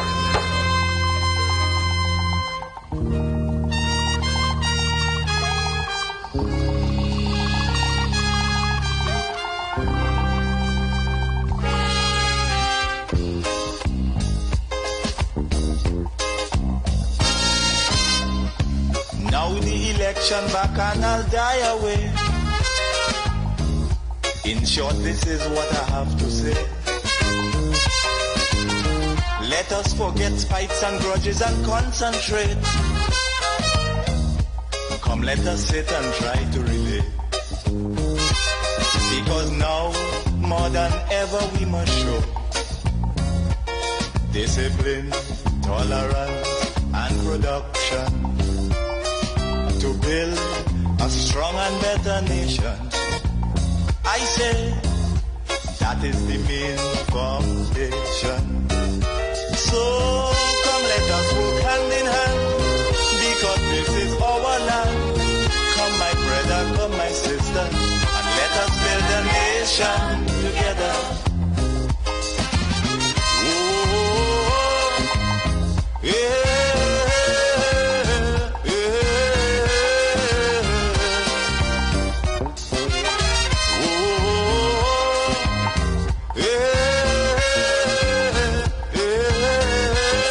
Let me say good afternoon going out to all the crews locked on via YouTube and also Facebook and our website as well. Good afternoon going out to you guys.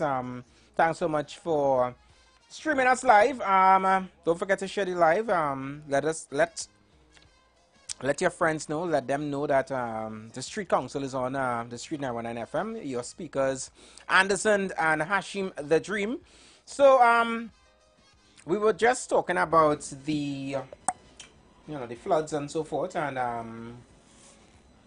I wanted to let Trinidad and Tobago know too that right now we're in a position that we're in search for income. We're in search to generate money in this country, and I think it would be a good idea that we reintroduce the litter police and let them go into each and every area, back street, corner street, main street, the town, the boroughs, and start to really penalize some of these persons who not doing their due diligence in keeping their surroundings clean.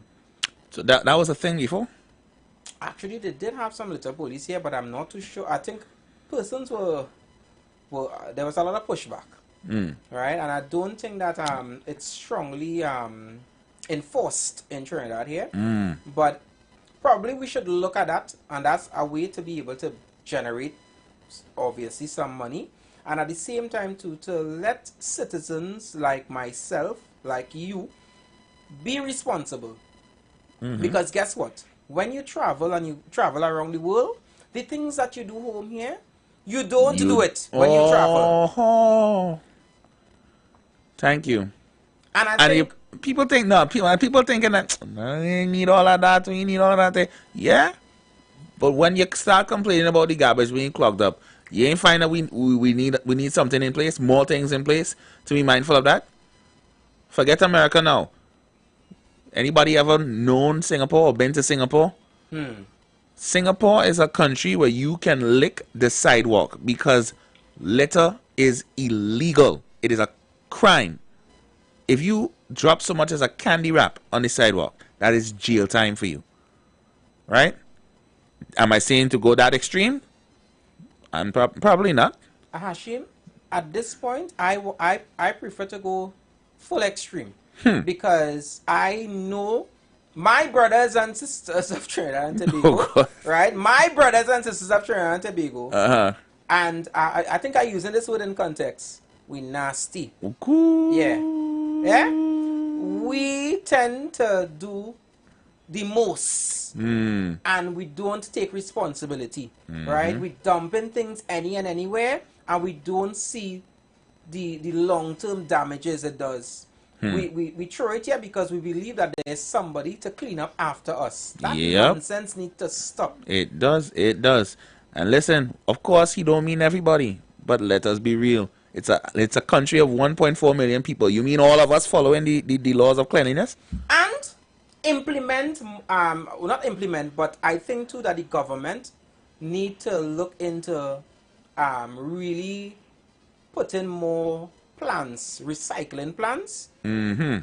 Start putting them up. Someone mentioned that in the comments. Because that would also help.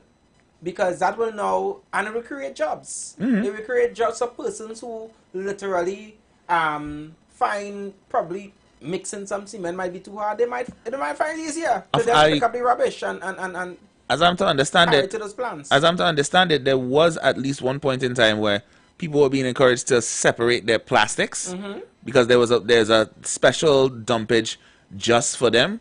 Like right now, where I live with my aunts, we dump water bottles, the plastics and everything into a separate garbage from everything else. But apparently they said that it no longer exists. The program it's not being picked up anymore. You need to give them some sort of incentive to it. It just cannot be that you telling someone separate your rubbish. It has to have. Yeah, but that's what I'm saying. There was a place to go put it, but now apparently that's not a thing anymore. Hi, good afternoon, caller. Welcome. Good afternoon, The Dream, and good afternoon, DJ Anderson. Good this afternoon. is Echoes of Horrors, right? Afternoon. Hey, Echoes. Good afternoon. Yeah. So what's up, guys? We are good. All right. Yeah, hope you guys keeping dry. Yeah, so man. the conversation is, all right. So the conversation is, people play a small percentage in the flooding, right? We're not understanding the real reason why we're flooding out in Trinidad. What about the illegal quarrying? What about the deforestation? Woo! Where's that? Where's that? Hold on, pause, Echoes, pause. Hold on, 1 second. Come to the front. Go ahead. Louder for the people in the back now. COP call you and make a valid point. All this still continue running on is because of the deforestation and the illegal quarrying. But you see, we have a tendency in Trinidad and Tobago, right, to blame each other. And you see, the government, the past government, use that to their advantage. To put that in their arsenal. Because we easily to blame each other. Just like with the school violence, we blame the parents. But let me ask you a question about the school violence, right? Rent is very expensive in Trinidad, right? Yeah. But yet still single parents able to pay the rent because you know why? They're working 2 and 3 jobs, they're working hard. And yet still we will blame the parents. Now, I don't want to switch on the topic, that is just one point, but let me talk about the deforestation and illegal quarrying. Who's responsible for that?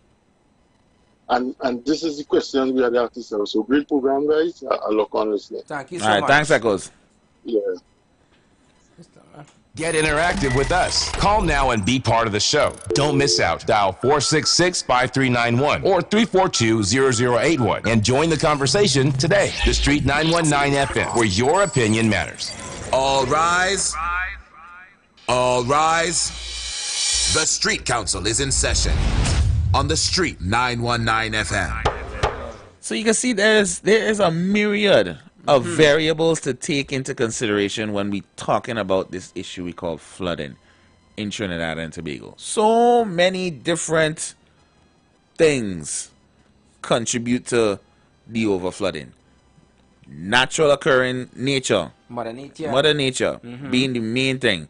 You know, people will argue climate change. They will argue negligent people not doing their diligence with their trash. The lack of infrastructure.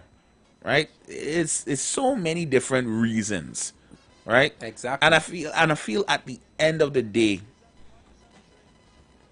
forget party, forget government, forget leaders, forget who in charge or who's supposed to do what. At the end of the day, we as people, don't care if you're a citizen or an official, we as people need to all do our part to make it better. Right? And when we find ourselves in these situations, while we're looking for this index finger to point a finger at who's to blame for what and who and where and when, why don't we take a time to turn to the other side and help our neighbor, help our friends, help our family if they're in these positions where they cannot help themselves or they find themselves incapacitated, trapped off by these flood waters, whatever the reason. Forget the finger pointing for a second and try to focus on helping your fellow man, right? Because we can sit here and argue and talk all day about who is to blame and what is to blame and when is to blame.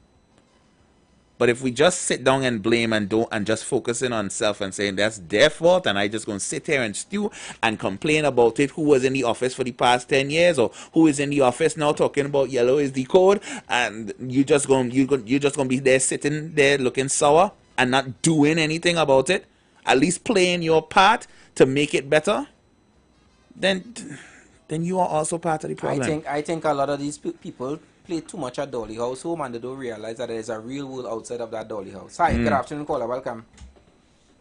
Yeah, good afternoon, Dream. Afternoon. And did you understand? I listened to all the conversation, right? You know, for the last 9 years, when all had colleagues on that radio station, they blaming our government was never in power for the last 9 years. And they say they having a problem with yellow is the code. When I tell you yellow is the code and the work getting done, you ain't great as the PNM for years. And watch all the countries. Yeah, could I be like the same place you call it? Dubai and them places. The money run through this country. So we want to hear that nonsense. The UNC working for the people. Paul wasn't telling the PNM not to play the blame game. That was this country could never get better. We live in a deceitful world. I love to understand. All right. All right. As I said earlier on, if we continue with that mantra that we just going to wait until our administration is in power and just say, great is this administration and the other administration wasn't doing nothing. Like, when do we correct it? We will remain as stuck as we are right now. Jeez. The same stuckness that you're complaining about. Yeah, it's just gonna stay that way if we just wait until the people you like in power to do something or to give praise and compliments to. At the end of the day, I look at this administration here right now for the people of Trinidad and Tobago. I don't see them for a certain color, creed, race, or party. I see them representing Trinidad and Tobago. Right? So let's get that straight. Alright? But you know what? No matter how you try to explain things to some people, they are already in their own world and their psyche is made up. Their mind has already been made up. And no matter how you try to correct it, boy, it is what it is. Let me move on. Good afternoon, President. Yeah. Good afternoon. Yes, man. Good afternoon again to the Street Council and to everyone. Nice program today, man, because we ain't talking about tax today. And I ain't really know what come out with that yet so far, so I'm still waiting to hear what bacchanal. But I find we going free with my mouth, so I ain't gonna push it. But as we go in, and it is the council, and we developing something here that is working. Now, everybody have a thought, everybody coming in, discipline and everything. What about out of, we start to find 12 people that, conscious 12 people that we could maintain each one of them hold a consciousness of a ministry as a shadow governmental system. Each one hold a consciousness of a ministry so that we know that out these 12, every ministry as a subject matter, to each one that hold it, they're going to be concentrating on the ministry business because it's all what's going on in the country is two ministries, right? Aside from the cabinet and the parliament and things. And if we do that, then we will start to create an order that as fragmented as we come in here now, we wouldn't be fragmented no more. Because every ministry, a horoscope people or people in a month going to be following that ministry.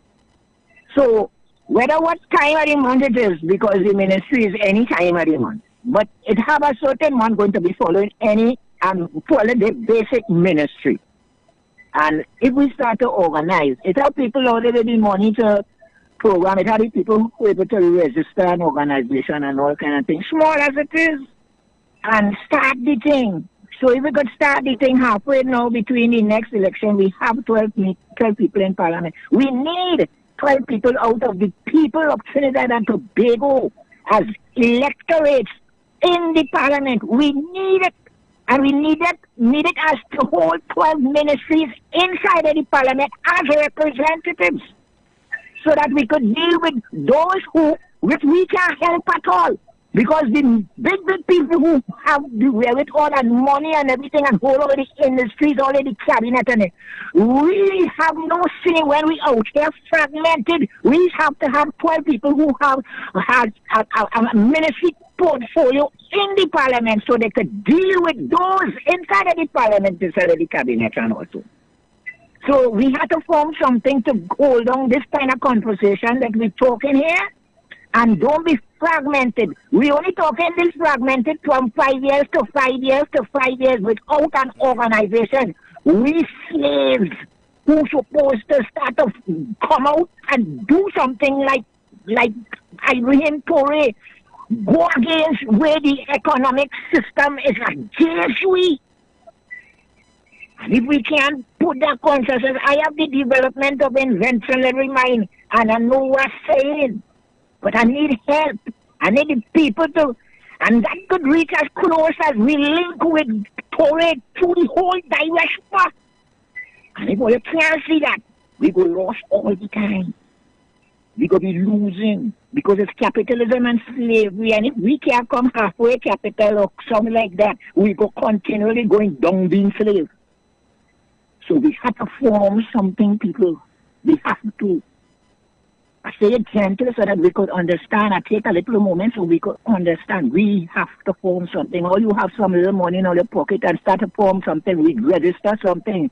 I have enough. All you could ask me questions, and all you ask, say, all you go ask questions all the time, ask me because I'm not sure what direction we could take. And as long as all you stay there, I hope it will be well enough so we could do to prepare for the next election. Thank you, people. Thank you, President. And I think President is on to something, something really good there. You know, I really believe that we really need to look at these situations seriously, and know that it doesn't just affect some. It affects all of us, because sometimes we don't even realize that we are adding to the problems and suffering to others in the aspect of, again, the littering, right? The disposing of things incorrectly. We need to do better. We honestly need to do better.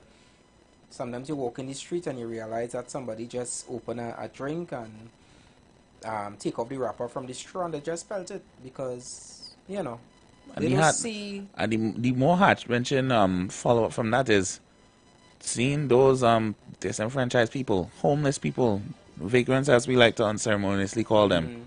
They will pass by afterwards, hours, maybe even minutes after. Whatever residual you left in that little thing that you so carelessly throw away, they picking up and they eating it and they drinking it. That's be hard to see, you know. I don't know if it's hard. I don't know if it'll skin up your face when I see it, but I don't feel good when I see that. I really don't. You know. It's There's not a lot of look. things that we could do. We could do better to try to alleviate some other person's stress in the aspect of flooding and so forth. Because eventually, you know, where we'll end up in a position where when people start to sell property, they will ask you, just as what I asked earlier on, you could swim? Yeah, they will have to ask you that. So they will know which direction to direct you to, which property they should direct you to. If you could swim well, right, we will send you where it is flood because you might be able to make it. You know? Might. Yeah, because I have seen over and over again where places are being, and it tend to get worse. Every year, it tend to get worse. Certain areas that you might just see probably just a feet of water. A couple of years after, it just keeps increasing. And it has a lot to do too with these developers. These persons who just believe that, okay, they get a piece of land, or acres of land, and they're just going to put down house like a mad person because people want house, people want places, but yet no proper drainage. Where do you want the water to run? Where do you want the waste to run? So we sinking or we swimming? Either or. You got to choose. Look how many families are affected by these sort of circumstances where flood is the major thing. Look how many families are displaced because of this. Families who could not have slept last night because of flood. And every year we say the same thing over and over, and we talk about drainage and you name it. But yet the same areas are being flooded. Same areas. So what are we really doing? Pointing fingers. As usual. Who's to blame and who's not to blame? Who's doing the job from who's supposedly is not doing the job? And nobody wants to take responsibility. No one. The moment it gets out of hand, blame a party. I saw people put comments yesterday that the PNM that send the rain. Yeah. I saw some persons who, I'm sorry to say, but I believe that they had light, that they say that it's because UNC win. This is God answering. Every time something bad happens since the election finished, when something bad happened and I see somebody comment, when UNC win, everybody win. The strip's so loud my aunt could hear it in the next room. Like you all serious? All your minds only run on 6 letters. It have 23 others in the alphabet, you know that, right? Oh my gosh. Wow. Oh my gosh. Oh my gosh. As I said, let us get the little police and them working and let them go into every back street, every corner street, every main street. I'm for it now. And observe what is going on and who need to be charged and ticketed. Let them be ticketed for it. Because too many people just have their place filthy. They're dumping things with no consideration for others. And it is just wrong. And for persons who just be passing on the street. Not because you just see an open basket or open cage that people tend to put their whole garbage bag with rubbish. You will just throw your bottle and your kiss cake wrapper. Come on. You all are part of the problem too. Yeah. The ones who just drink the beers and just pelt the bottle in the bush. Yes, it may be creating a way for persons to pick up the bottles and go and earn a little change or whatever. But it is also wrong because you just can't just be driving your vehicle and just pelting out bottles just so in the bush. They're going to go with the logic of, I was going to throw it away, but then I remember the garbage man have a job too. This thing that everybody believe that they entitled is a telling you. Everybody believe that they Hi, good afternoon. Good afternoon. DJ Anderson. You there? KFC, you're muted. Yeah, you're muting your mic, bro. Yeah, man. Yeah, go ahead. One of these. So that will create employment. We get some letter wardens and dispatch them all over the place. Yeah. Why not? Yeah. That will create a lot of employment. You don't think so? You're muted again. Oh God.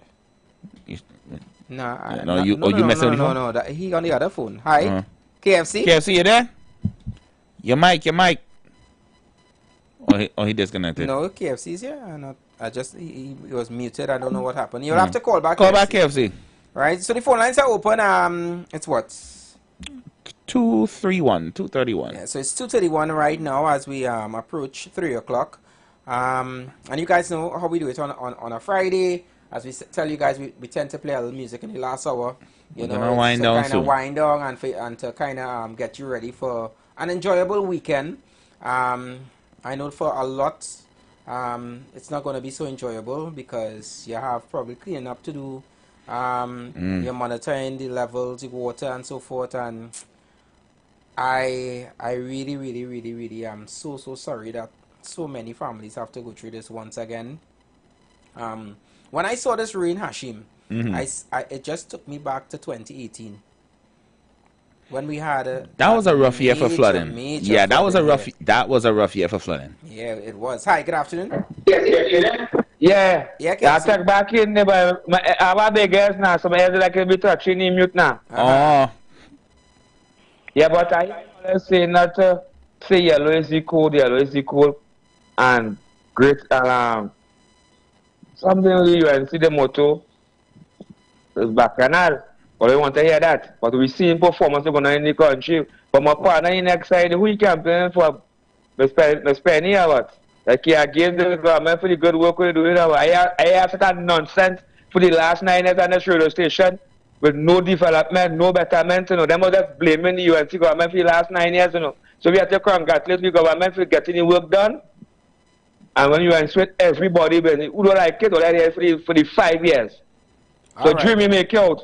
Yeah, Balizania. Wow. Bless. I talk my mind. I go. All right, okay.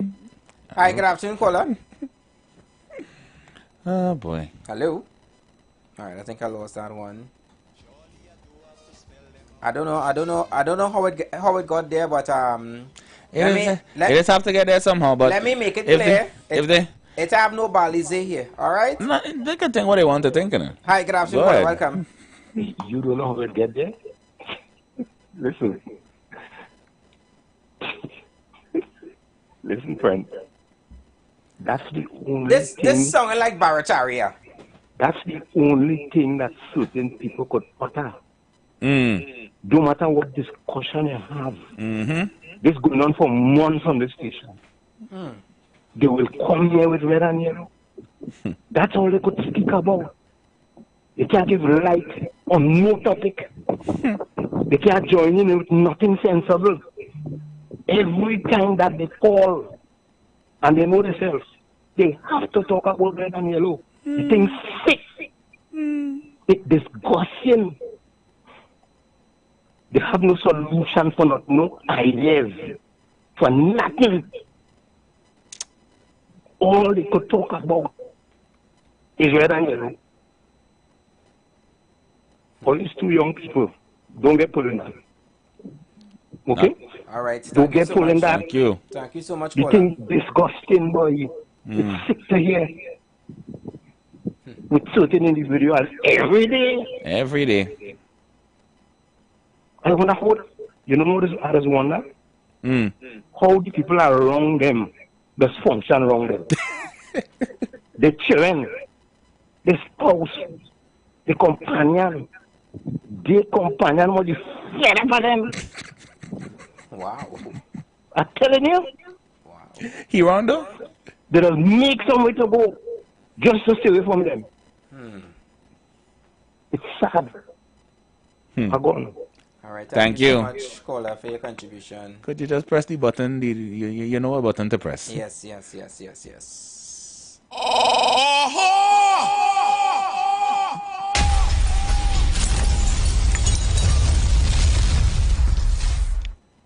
And to whom it may concern, there is a Balizé plant in my auntie garden, so. Oh Lord. No, because if they're going if they're going to assume I might as well. There was a whole Balizé plant in the garden. I saw it when it was sometime last week, and I pointed out. Oh my gosh. Hi, good afternoon, caller. Welcome. Hey, good afternoon, gentlemen. Mr. Hocketa, good afternoon, Yeah, sir. Mr. Hocketa, how are you, sir?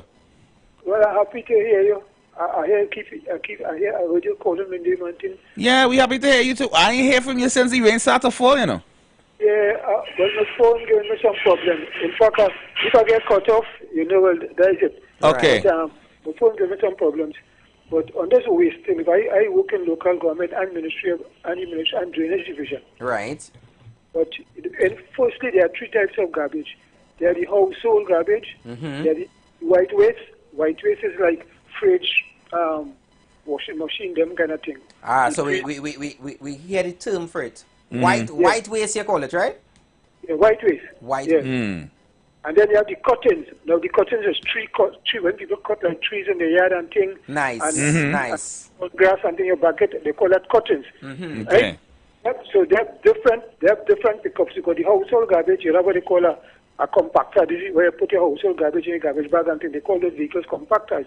And then you have open tray trucks picking up the white waste and the cuttings. They'll cover it with a tarpaulin because that is the law. Right? But what is happening is somebody at the corporation, they're not efficient in that. And I do not know if because of the lack of finances and things, the amount of pickups for household garbage for by me is only 3 days a week. I don't know, other people maybe one, other areas maybe one, I do not know. Right? And then you have to hire trucks now for the white waste if the corporation do not have open tray trucks. Right? And the brush cuttings also. So the thing is, the corporation is supposed to have a notice in the newspaper stating what day they're picking up these different items, right? Or the different classes of garbage, or the different types of garbage. Yeah. Right. So, all right. Right. Now let me say something. Now let me say condolences to Swanky Gemma. People know her as Funky Gemma. Her real name is Swanky Gemma. In fact, I mentioned that and the name was corrected, and she said that her name is really Swanky Gemma. There was some problem with some other female DJ at the time. She was the female DJ. I call her Pioneer DJ. Right? And so I want to send condolences, especially for all the callers to when the Precious open house show was operational. Yeah, so I want to send him, and we also had another death before that. A popular caller to Mr. God, his name, Mr. Right now, yes? Right? His brother Roger Bootman. He also died months ago too. Okay. All right. Well, condolences going out to all the families that have lost one. Yes. Yeah, and they were popular callers. Well, they were general callers, but I knew them more under the Pressure show. Right.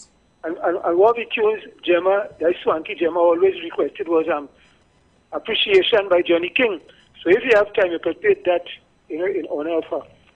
Okay. Right? All right. But the show is very, very interesting. But I could talk miles and miles at this thing, but just I want my phone to cut off on me. But thanks much, and I heard you. I must congratulate you and whoever recruited you and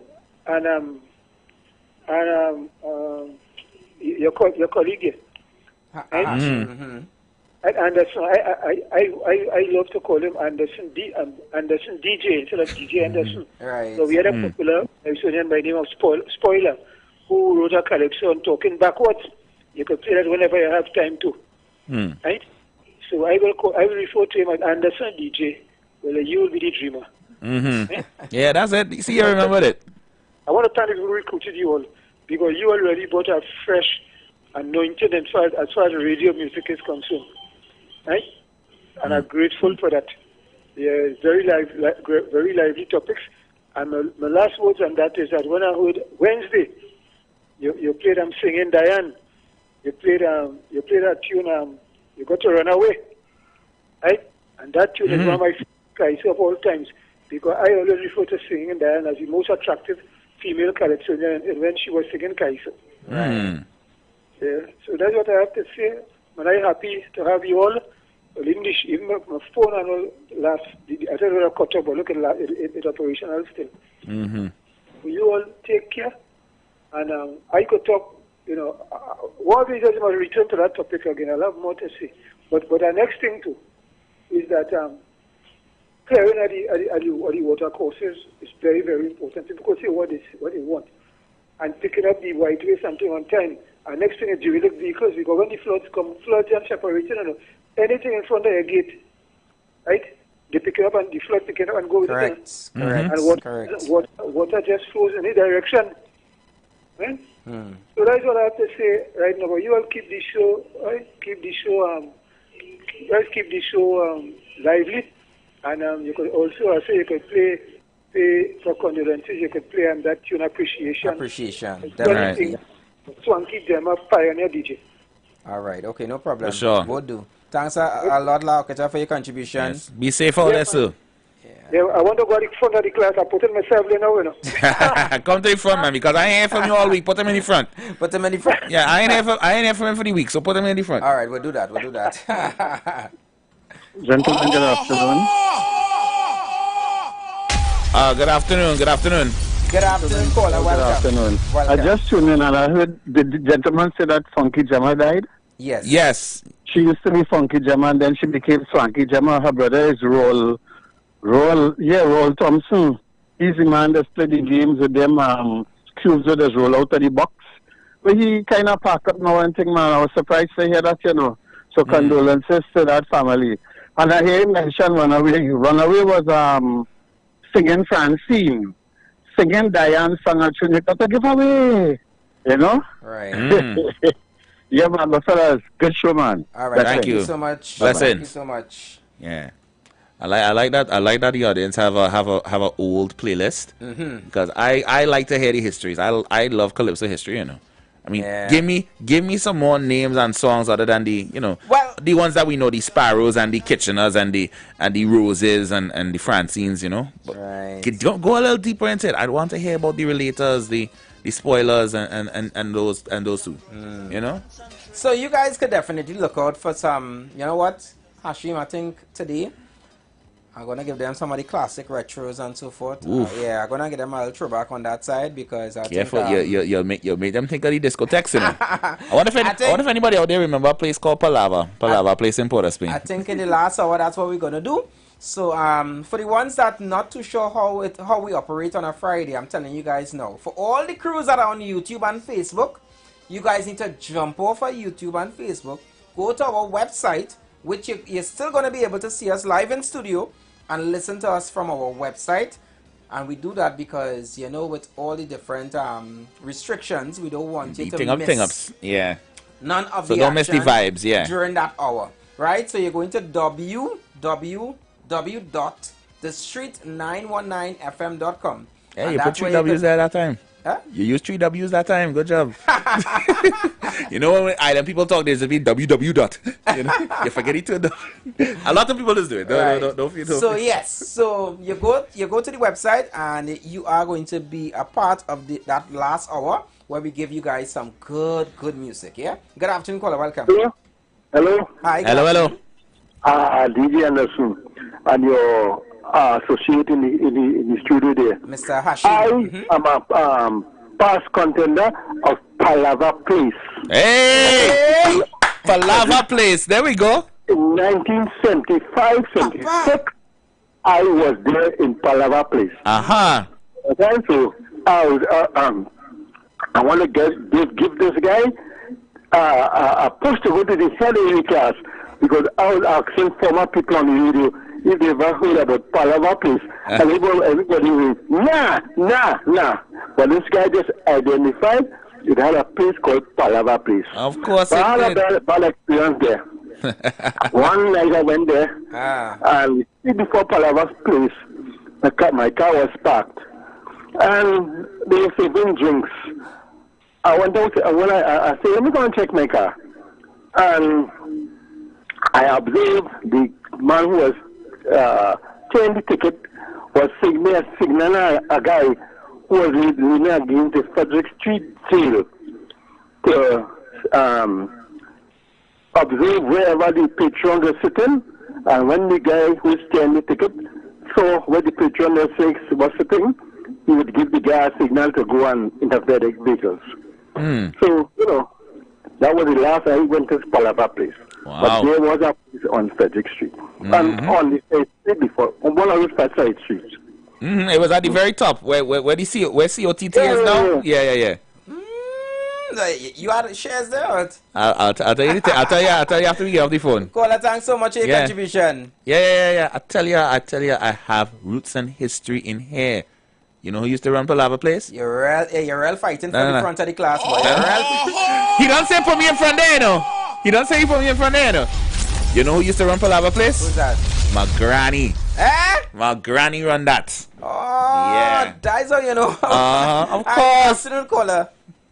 Fellas, all you have me calling back, you know. I sitting down here smiling, listening to all you. Palava Place on Frederick Street. Creative Discotheque down Chagarama. Rolls Royce on Abercrombie Street. And we had one called Impact Discotheque on Frederick Street, right opposite City Hall. It used to be upstairs a place called the Next Fifth Avenue Boutique. In them days, Next Fifth Avenue Boutique is this fella, his name slipping me, but he was involved in something with David Mohammed at one time. They call him the Black Syrian. Okay. Right. This fella used to have the best in clothes. So he used to bring in clothes wholesale. Man on the mall used to go and buy from him wholesale and sell retail. It was real. In them days, watch me, man. You're working in a shoe store, anywhere you're working, a chicken shop, a meat shop. And your salary at the end of the week, putting food on your table, clothes on your back, and you're partying 2-3 nights a week. And in them days, we did just get over the era of rockers. Rockers was Converse sneakers with an extra piece of sole on it to make it tall. But the disco days introduced pointy tip shoes, leather shoes, silk socks, nice dress pants and silk shirt and things. That era gone, boy. Wow. All your fellas threw me back. But I must give all you a joke now, but at night, well, I used to hang out with brethren, so we go in parties together looking for girls and things. So one night we in Impact Lyman. And then little after 11, so the sweetest reds you could see, popping in a red dress, boy. Let us see how beautiful. My partner tackle and get her dance. The DJ, a slim fella. A red with a red dress? Beautiful red. Nice, boy. Think nice. So the DJ was an old partner. He gave me a heads up. You know, it was a man, eh? Yeah. It's a fella, they used to call him Betty Wright. If you ever hear about Betty Wright, it had nothing sexier than Betty Wright in town. All over Frederick Street by the mall, and you would swear it's a woman because he in dress. What? Back in them days. That's in the late 70s, early 80s. Eh? Yeah, man. Only a blessing. All right, thank you so much for your contribution. Hey. So you guys...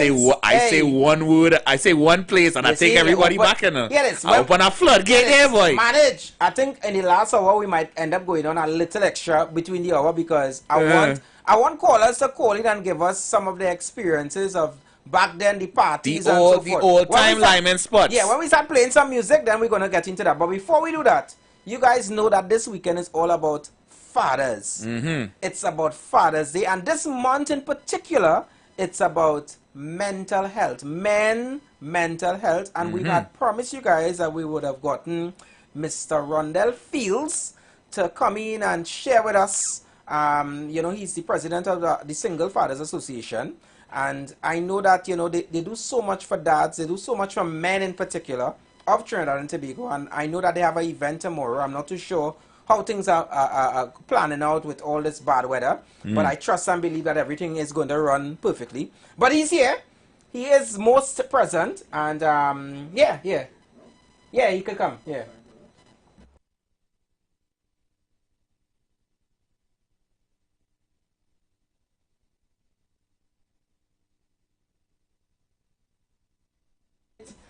Yeah, so sorry about that. So we do have Mr. Rondell Fields. He's here and he's gonna join us shortly. So you guys can look out for that. All right. So keep it locked to the Street 919 FM. Now. Oh yes.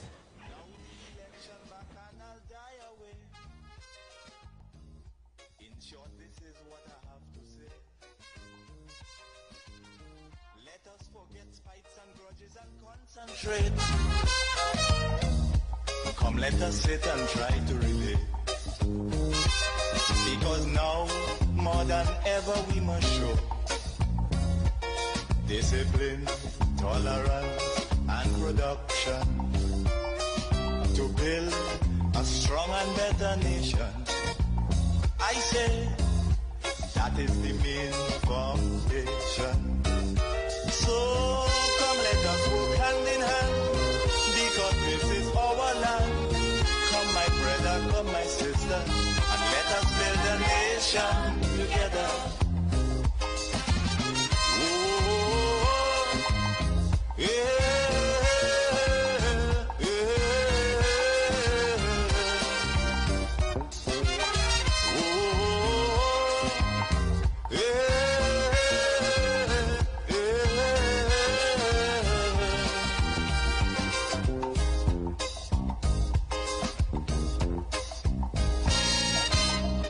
Remember, the key to success is working hard. For our country we must have regard. Forget all your differences, let we start to build. And onward to progress we surely will.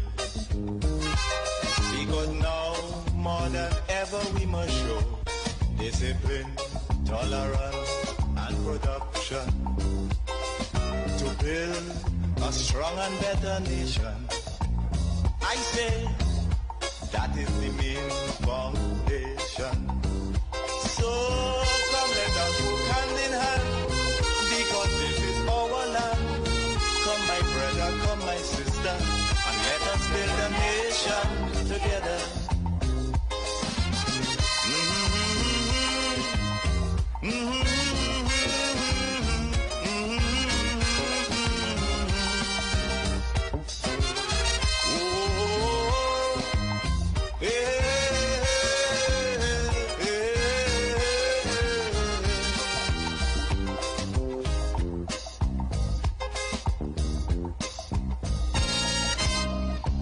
So much of things that we need to see about. Surely I do have to spell them out. Cause you know as well as I do, the only way is put in more effort and less play. Because now, more than ever, we must show discipline. So I want you guys to tell a friend that, you know, we have an interview coming up in the next hour with Mr. Fields. He's actually in the building already, so we're going to get into that within the next hour. But before that, we have some bills that need to be paid. And then after, we're going to come back with that. All right? So you guys keep it locked to the Street 919 FM. And remember that you're in the council. Right? It's in session right here on the Street 919 FM. The Street Council is in session on the Street 919 FM.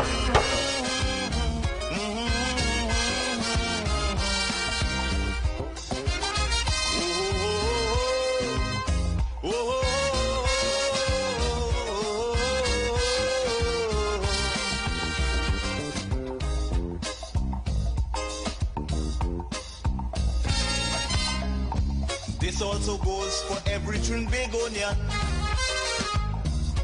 who going to live in a foreign land.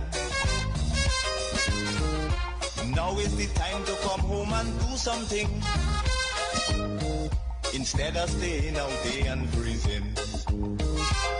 Because now, more than ever, we must show discipline, tolerance, and production to build a strong and better nation. I say that is the main foundation. So come let us go hand in hand. You because the pay our land, and so do we. Let's go pay some bills on the Street 919 FM.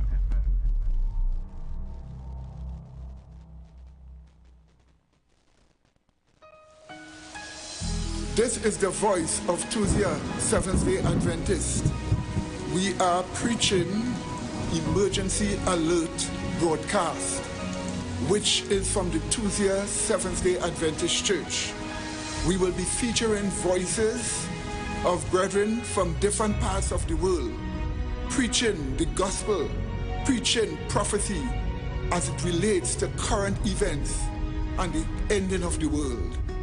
Listen to us on 91.9 FM every Sunday from 9:05 a.m. to 10 a.m. on Sundays. May God bless you as you learn the truth. In Jesus' name, amen.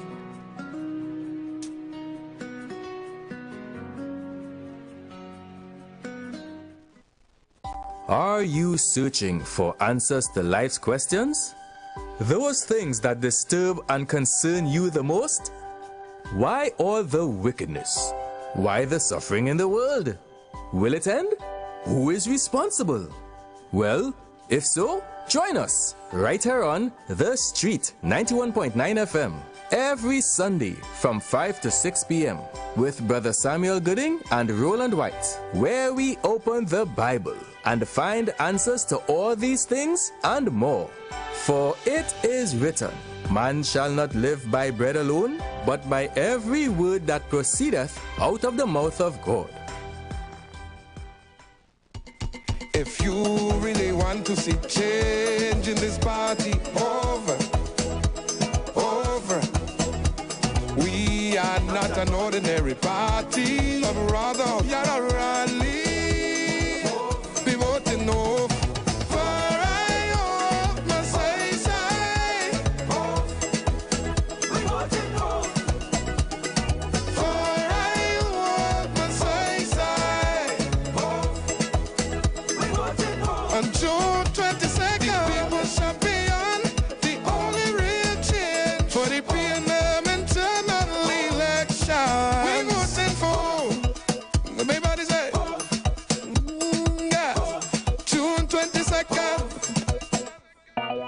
This one's for the dads who fix everything with food.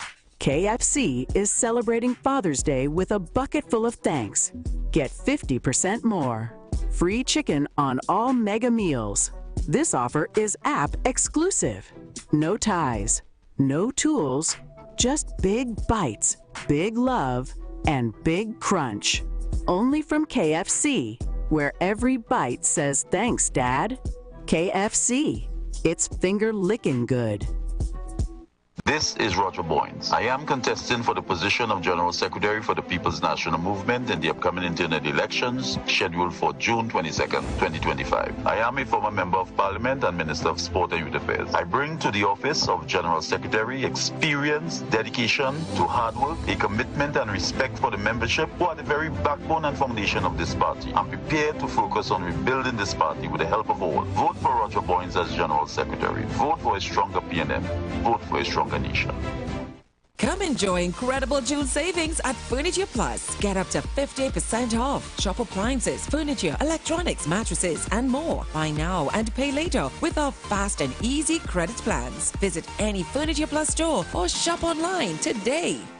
Are you dealing with high blood pressure, type 2 diabetes, prostate issues, cancer, PCOS, fibroids, or low testosterone? These conditions do not just show up overnight. They are signs that your body is out of balance. At the healthiest corner on earth, my focus is restoring that balance naturally using time-tested herbs, personalized wellness plans, and nutritional guidance, helping your body return to homeostasis, the state where healing begins. When your body is in balance, it can protect, repair, and renew itself. You don't have to wait until things get worse. You can take control of your health now. My goal is simple: to prevent chronic disease and support your body's natural ability to heal. Book your free consultation today. Give me a call at 736-3962 or 709-8450. Let's restore balance and prevent what's preventable, because your healing journey starts with one step, and I am here to walk it with you. Don't miss June savings at Furniture Plus. Get up to 50% off shop appliances, furniture, electronics, mattresses, and more. Buy now, pay later with affordable higher purchase plans. Plus, earn Caribbean Airlines travel miles with your purchase. Visit any Furniture Plus stores or shop online. Looking for a safe and relaxed professional massage therapist and nutritionist? Look no further. Nature's Touch with Empress Judy and Associates offers a natural approach to better health. Treat yourself to a professional massage therapy and nutrition advice in a safe and relaxed atmosphere. Rejuvenate your body, mind, and soul at Nature's Touch Therapy. For an appointment, please call or WhatsApp 1-868-398-8282 or visit our Facebook page. Remember, your health is our responsibility at Nature's Touch. Blessings in the wonderful name of our Lord and Savior Jesus Christ. You are invited to listen to the Final Hour broadcast, heard every Monday from 12 midnight to 5 a.m. in the morning on The Street 919 FM radio. Hear my mom, Pastor Helen Garcia, and myself, Pastor Valentine Garcia Jr., preach the Word of God to the elderly, youth, and children. We can be contacted at 629-0113 or 623-8444. The church is located at 26 Prince Street in Port of Spain. We look forward to you joining us. God bless you. As my life I lay it on the altar, as my life.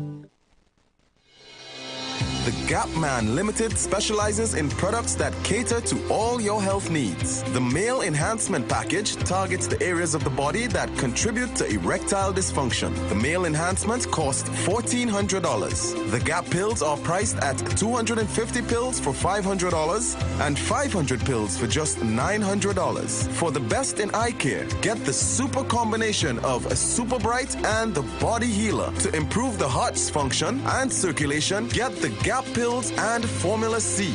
To get a total body cleanse daily, use the Gap Body Healer and Big C, all for a super low price of $1,300. To order your products from the Gap Man Limited, call 628-4531 for products that cater to all your health needs. For more info, contact 476-7268. Planning your Tobago getaway? Choose the highest Google-rated car rental company on the island, O'Neill Auto Rentals Tobago. Located just minutes from the A&R Robinson International Airport, at O'Neill, we pride ourselves on being the most tech-savvy car rental company in Tobago. Our process is 100% digital. No paperwork, no long lines. From easy pickup to seamless returns, renting a car in Tobago has never been simpler. WhatsApp us now at 1-868-361-1042 to book your vehicle. Don't forget to mention promo code RADIO2 to receive a 5% discount on your rental. Send a WhatsApp message to 1-868-361-1042 today. That's 1-868-361-1042. O'Neill Auto Rentals Tobago, the easiest, most reliable car rental experience on the island. Vehicle availability is subject to change. Driver must be at least 25 years old and have a valid driver's license to book. For more information, visit www.rentalcartobago.com. The presence of oxygen is absolutely the absence of disease. Most chronic diseases that plague us are not happening to us, but is happening within us. We're literally eating ourselves to death, which means we're not living longer, we're dying longer. Join fitness expert Aloy Johnson, the founder of the healthiest corner on earth, located at number 92 East Drive, Chamfleur, every Wednesday from 8 a.m. to 9 a.m. live on The Street 919 FM, where he shows you that healing the body's temple is easier than anyone would have led you to believe. Share the live. Share the live. The Street 919 FM on Facebook and Instagram. Share the live. Iowa George on Instagram. Share the live. Iowa TV and Street TV on YouTube. Share the live. The Street 919 FM. All rise. All rise. The Street Council is in session on The Street 919 FM.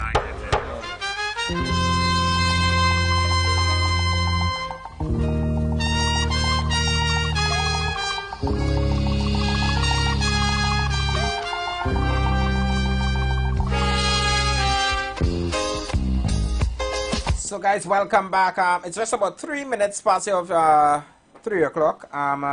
Good afternoon going out to Trinidad and Tobago, all our listeners.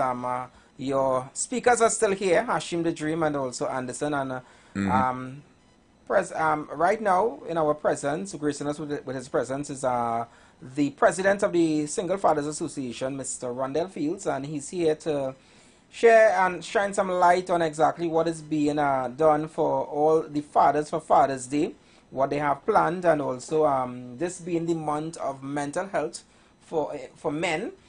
He's also going to give us a little insight as to what the association has planned, or what they're doing for dads and continue to do for dads and also for men of Trinidad and Tobago. So good afternoon, Mr. Rondell Fields, and welcome to the Street 919 FM. Hey, good afternoon, guys. Thanks for having me, man. Absolutely. I had to start coming to work more professional, Anderson. This man in a whole jacket and I look very I scared to turn the camera to Mr. Field, because I ain't looking to go next to the man. You're lucky I get my jacket today. Hey. The jacket wasn't to come on you at all. Boy. Oh Lord. So Mr. Fields, I know that you are no stranger to the Street 919 FM. You are no stranger to this platform. You are also no stranger to the job that you're doing. You have been in this position for a long while now, and I must say, if no one hasn't given you, some persons don't like to hear the word your flowers, but if nobody hasn't given you those flowers as yet, let me give you those flowers, because you are always hardworking, you're always on the ground, and you're always representing for dads. I saw a video up to recent where there was a dad, I can't recall his name, but I know that it was in a particular area. I think he and his wife had a dispute. His brother lives right next door, and I understand you said that you all do your thorough investigation even before you bring it to the public. So I mean, I know that you're a guy, you're always on the ground, and you're always trying your best to work and to make sure that fathers are totally involved in the upbringing of their kids. Definitely. So for persons that don't know who is Mr. Rondell Fields, can you let them know who is Mr. Rondell Fields to me? Well, I am Rondell Fields. I mean, for those who don't know, I mean, some know and don't like me. but for those who don't know, I mean, we are advocates of the Fathers Association, formerly known as the Single Fathers Association, for fatherhood. We started off advocating for fatherhood and it catapulted, I always tell people, into manhood. Right. We realize the problems that fatherhood experiences is because men experience a bigger problem. And I mean, we were catapulted, as I said, into having to deal with a lot of issues that are pertaining to men and boys as well. Right. So, over the last 15 years, we have had, as you rightfully said, many interviews with many persons. We have intervened in many situations. We've had many conferences over the years, the 15 years, whether it be in Trinidad, whether it be regionally. We've been Grenada. We're going to St. Kitts this year. Nice. We've been to the United States, the U.S. Congress as well, to treat with international parental abduction, where, I mean, we have met with senators there, Senator Bernie Sanders and Mitch McConnell, Governor Chris Smith, you understand? Right. So, I mean, I had no idea that this would have gone the distance that it did go. The intention for starting it wasn't even for that kind of highlight, but really more so because I was a father, and at the end of the day, I didn't want nobody to take my rights away from me. Right. In layman terms, I was a young boy that grew up without my father at a particular age, and I understood the relevance and importance, what it meant to me, and the relevance and importance of having a father there throughout those stages of your life. And I just wasn't prepared to become a father and not have my son have that opportunity. So I decided to stand up. If you understand, and it catapulted into this. In your organization, like, what sort of story? Because everybody's situation is obviously different. But what kind of stories have you faced with fathers through your association? Man, I've faced some terrible stories. I've faced stories of fathers' children who were murdered. I mean, you have Selvon Reyes, whose 2 children throat was slit. The mother was killed also. Wow. We just dealt with Mr. Shannon Lalit, whose daughter said was decapitated, I think, just over a year ago. Yeah, I remember that story. We dealt with parental child abduction.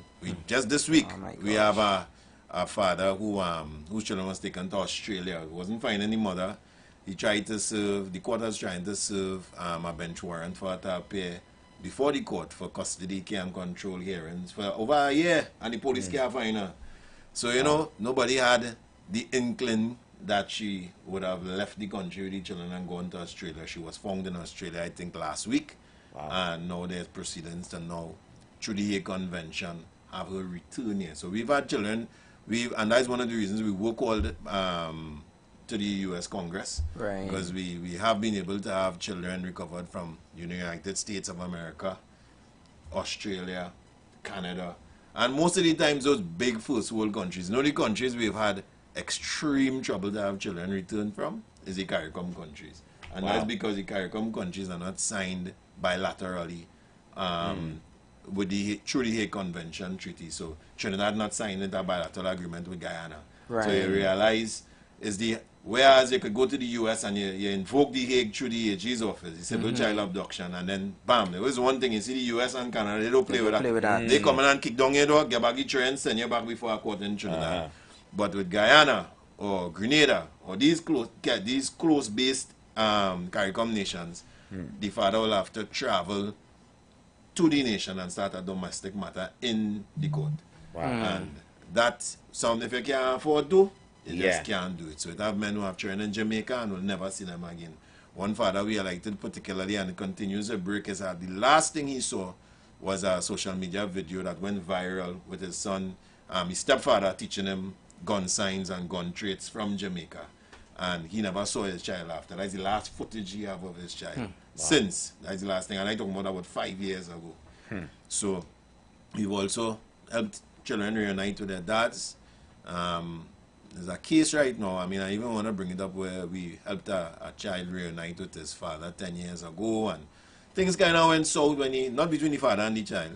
I mean, when the child came back here, it kind of went south into the arrangement that we had with the mother and the father, and it became acrimonious again. As I say, because it's so fresh, now something has happened to the young boy. I don't want to go into it. Yeah, because he's been held recently. I'm not going to say that I'm surprised about it, because at times he would call me before it got to this point and say, boy, you know, I should have been able to stay with my father when you took me there, and those kind of things. So hopefully, as I said, I don't want to go into that now, because I still want to be able to reach him, talk to him, help him out of that situation, and I don't want the mother to get too topsy-turvy right now. You understand? But these are some of the things that we do. We also work with young men in those crime spot areas that I see myself and Sergeant Small, JC Small, particularly during the time when there was that heated unruly ISIS Rasta City war, when young people from across the street who born and went to school together, went to enterprise government together, shooting and killing each other. And we were able collaboratively to bring some boys together who participated in the Commissioner's Cup that Guy Griffith held at that point in time, and those boys won the Commissioner's Cup.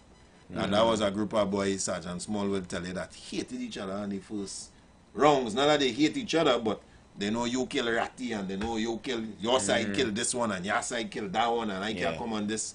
And those boys I've seen since then have become so closely knit through football. And it kind of, I would say, people may say other reasons the peace, because we did other work on the ground. We carried the Emancipation Support Committee into the area as well to do certain work and help the community-based organizations strengthen themselves. But I always still attribute that, I think the unison of those boys and the way they won those games and both sides was watching, I think that was seriously impactful, I think, on the community at large.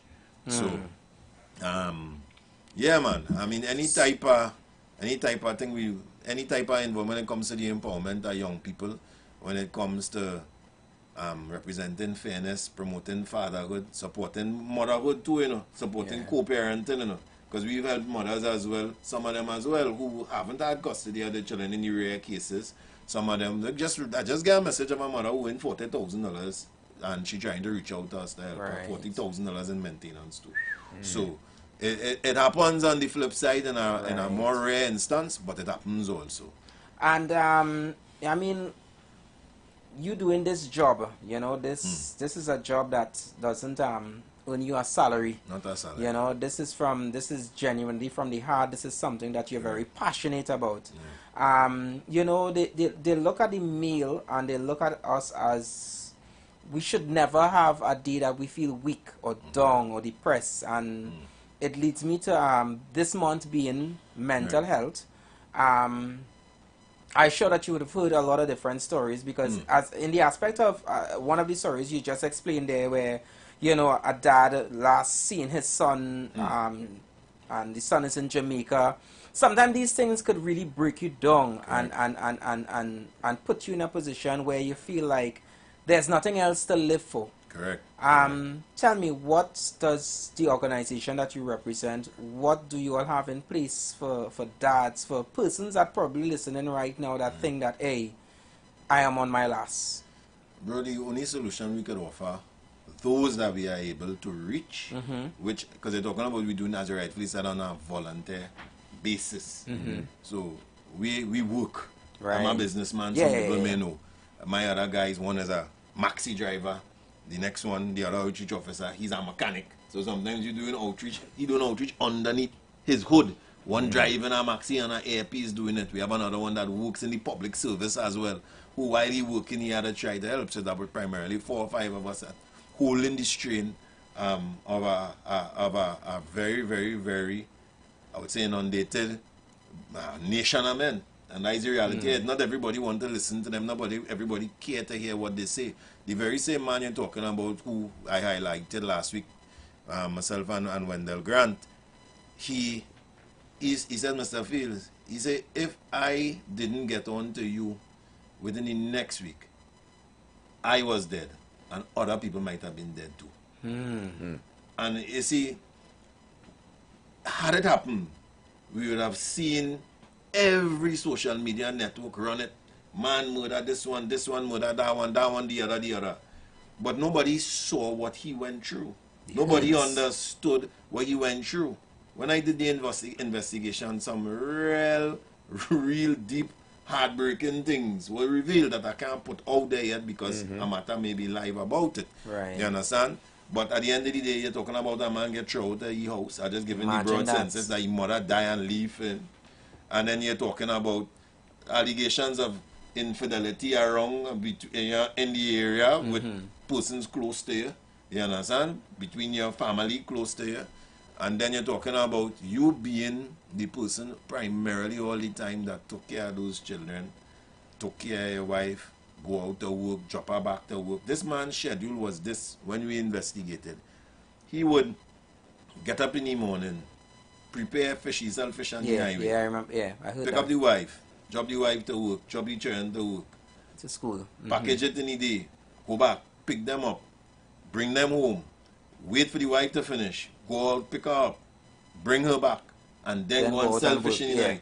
And this was his routine continuously and consistently. When you spoke to persons like the teachers, they say during the day when the children in school, if the man come in the morning and he see the floors need pressure washing, he go in and get the pressure washer and pressure wash it. If they go in the little play park when they were in kindergarten and it was dirty or a swing mash up, he was the one without prompt coming to assist them. They say he wasn't missing a meeting. A PTA meeting. I mean, and these were women talking to me, you know. Right. Women bearing testimony of the type of representation of our father this man was. And now you're talking about you evicted out of your house. The allegation made against you that landed you in a prison cell that made you have to now find a bailer. And then when you find a bailer, if I only tell you how we find the bailer, that is the next problem we have with sending men who do have criminal records into a space where it have criminal elements. Our next story, because we could be criminalizing men who shouldn't be criminalized. Eh? Anyway, come back out and then you throw out your house. You have a protection order, you can't see your children. And you have to live in your car. Crazy. So, one thing after the next.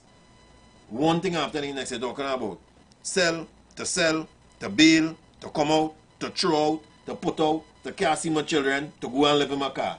That's another cell. Not like many people could go through that, you know. We who are composed and we come here well dressed and speak very highly, many of us are facing that situation. Some of us might lose our rockers, and that is not just for men, you know. It was a moment too. If they were placed in the same similar situation and had nowhere for help, they would have been in the same mental position as him, and worse for men, because men don't have shelters. Men don't have places for where they are displaced to be able to go for shelter. You may have plenty of rehabilitation spaces, but if a man isn't on drugs, why would you want to put him in a place where it's for rehabilitation? You understand? They don't have spaces that men can say that I was displaced, I didn't have my money to pay rent right now.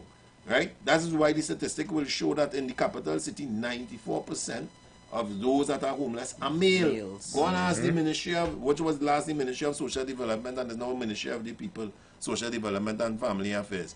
They will tell you 94% are males, but yet we have no shelter for men. That don't make sense. The person who is 94% the most homeless, you don't have a space. And the thing is, we build spaces, as you talk about for mental health, and you call it a psychiatric center.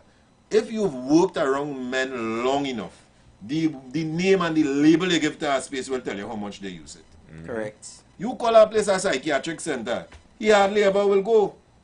Even for some women too, because our whole general perception of mental health illness. It's something wrong with you. You're mad. You're going mad. So long and short of the story, you have to even look at the way that you brand these places. Call it a male empowerment center. Nah?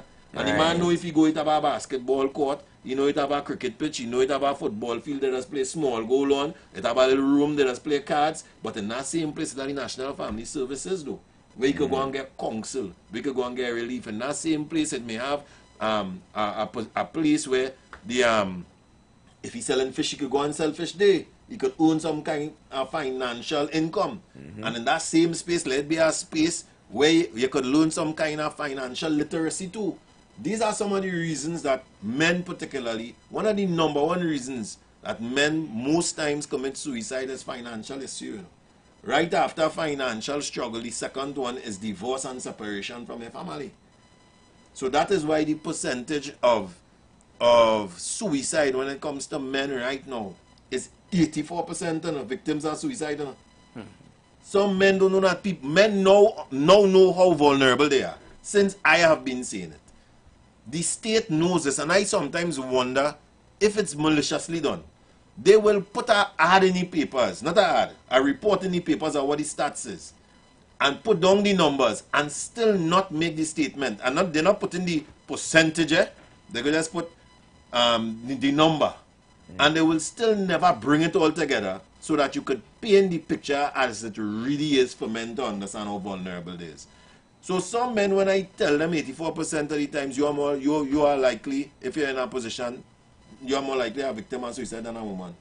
They're surprised to hear that because they didn't know that. They thought to themselves, women killing themselves more than men. It's only now, as it's being heard and men are actually seeing it and paying attention, you're realizing every other day a man killing himself. Because we had that conversation earlier this week. We did, you know, and that was what led me to and I mentioned to my co-host here, Mr. Hashim, that I said, you know, I would try my best to invite you to come in because I was mentioning that there's a lot of persons who has these what we'll consider prestige jobs, men, and a lot of persons are surprised when you hear that they commit suicide or something. And I was telling them that I have friends who are involved in jobs in the Ministry of National Security, and you would hear that prison officers, you would hear that these guys literally commit suicide. They find them hanging somewhere in some bush behind God back. And they are surprised and wondering, but they have a good job. But it's not just about having a job. It's not about the job. It's not about the money. It's not about, you know, there are deeper things at play, particularly with men. Because we don't have spaces, because we don't have these spaces that we feel safe to talk about it. We can't talk to a woman because a woman gonna feel like, oh God, all of that or just that you're dealing with, right? You can't go out and talk to other men because they gonna just play it off, or the most they gonna give you is dread, boy. All of that you going through, right?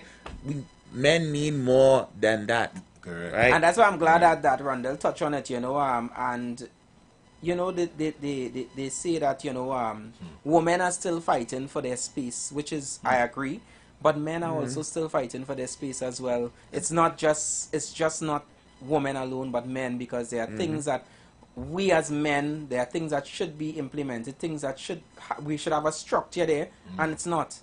It's not. And I often wonder if women really fighting for a space. You know, some people afraid to talk, I just talk straight. Right. Since I go into school, the women of my generation, I can't talk about nobody before. The women of my generation has had every opportunity that I have had in our space, and that speaks specifically to our culture. I'm not saying that this doesn't happen, that women in some parts of the world that can't drive and can't do this and can't do that. But that is not my culture. That is not what I know. And sometimes we use statistics from places that don't apply to us to have things implemented here that should not be. And the reason that I am always so adamant and forceful against some of this behavior is because I saw what it did. I was a board member in the Telecommunication Authority at Trinidad and Tobago. And one of the first things that irked me is that I went in there and I saw going on all this digitization. There was ICT for girls but none for boys. And I said, but why? Well, and then you know, you will hear the global view that men globally are more advanced in ICT, technology and accessibility to ICT devices and these things, ICT training and women. I said, well, let me see locally what it looks like. Coincidentally, at that point in time, there was a study being conducted to ascertain the digital divide in Trinidad. Right. And when it came back, that's the Digital Inclusion Survey 2021. You could Google it for yourself and see. Males were behind females. And it was on that premise, I said, well, if males behind females, it's time for ICT for boys too. And that's how ICT for boys started. You understand? Me having to open my mouth. So if I never went there. And that is the reality. We must, whether man or woman, be honest. And say it should be ICT for children. It shouldn't be ICT for boys and ICT for girls. This isn't an issue when it comes to like women's health and men's health where we have biological differences so you can see different programs. You are telling us that we now must advance our nation, right? We must digitize our nation, where digital literacy now has to be important. And you are saying you are having a program for STEM for girls alone, ICT development for girls alone. This is like teaching a girl to read and a boy not to in this generation. And that is inequitable. Then we talk about work policy. We talking about, I heard recently the current minister, and I went to school with her, and I will confront her in the same way. We are good friends. And I heard other persons past say it as well, talking about the unfairness of women in workspaces and all these kind of discussions and dialogue. But let me think about it. I don't know a female constable that earns less than a male constable. I am not aware of that. Once I say in Trinidad and Tobago, this is only where I must talk about. You understand? I don't know about that. And I know at times, if we're in a heated district and we want a particular type of force, is males going. 9 males and 1 female. 9 males doing more of the work too. So if we're talking about being equitable and being fair, are we to say that is a fair position? If a man must say, well, boy, I had to run down because this officer can't run down this person, I had to work twice as hard.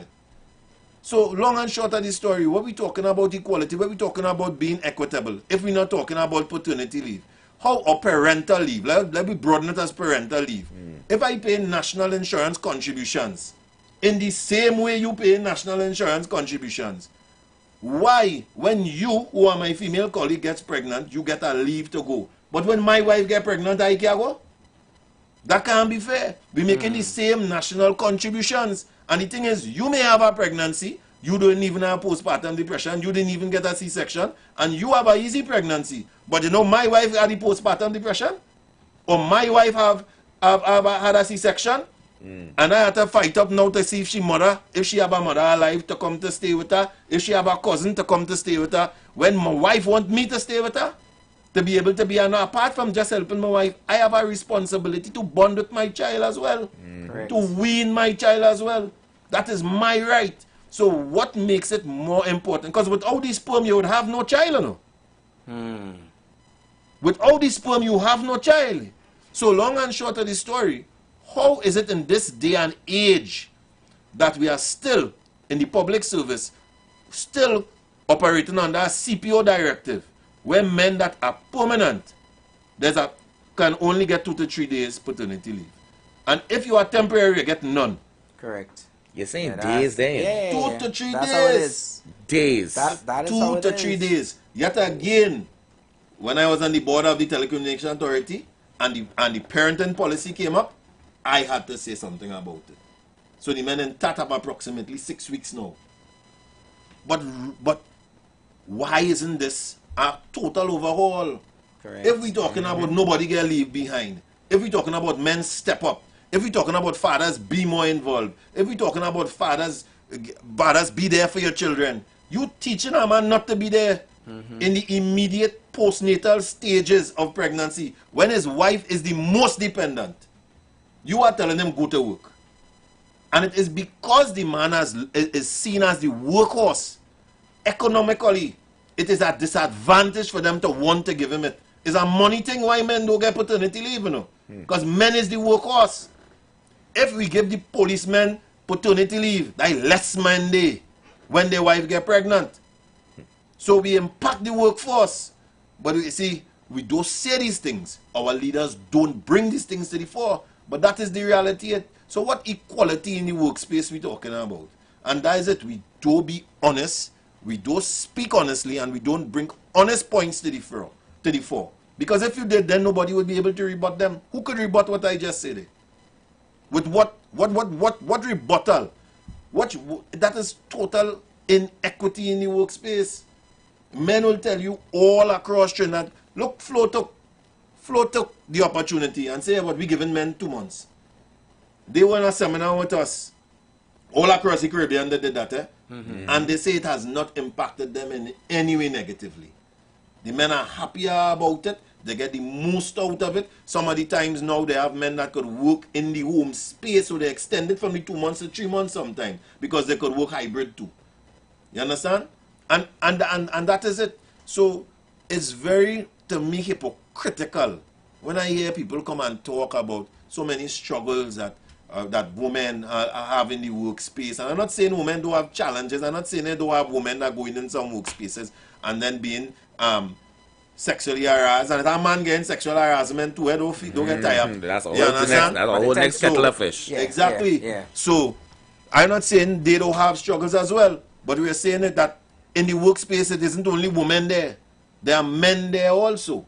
And men are human beings also, and you must understand that they have needs and they have vulnerabilities in the same breath. It's the same thing I said, you know, that men, we could be emotional too. We have feelings. Of course. You know, it's not only women alone, you know, and you have a list of things that obviously that you hope that the government could shine light, this current administration or whichever administration could shine light upon.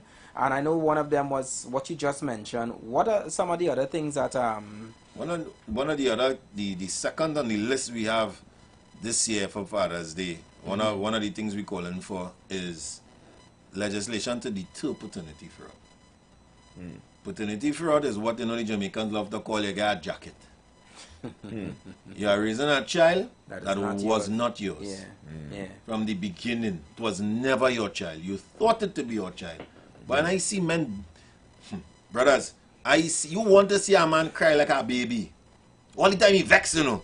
Boy, I feel that child is not mine. I go and do the paternity test, acting like if he don't want the child to be you, you know. But when the result come back and it's not his child, come and see him after. He belly hurting. He holding him. I see men will ball up like babies. I pray I never feel that pain. I'm telling you, my was raising. Yeah, no. Ball up like babies, brother. That is not my child, but the child look just like me. The child I'm a birthmark. The child I'm a this. The child I'm a that. I'm telling you.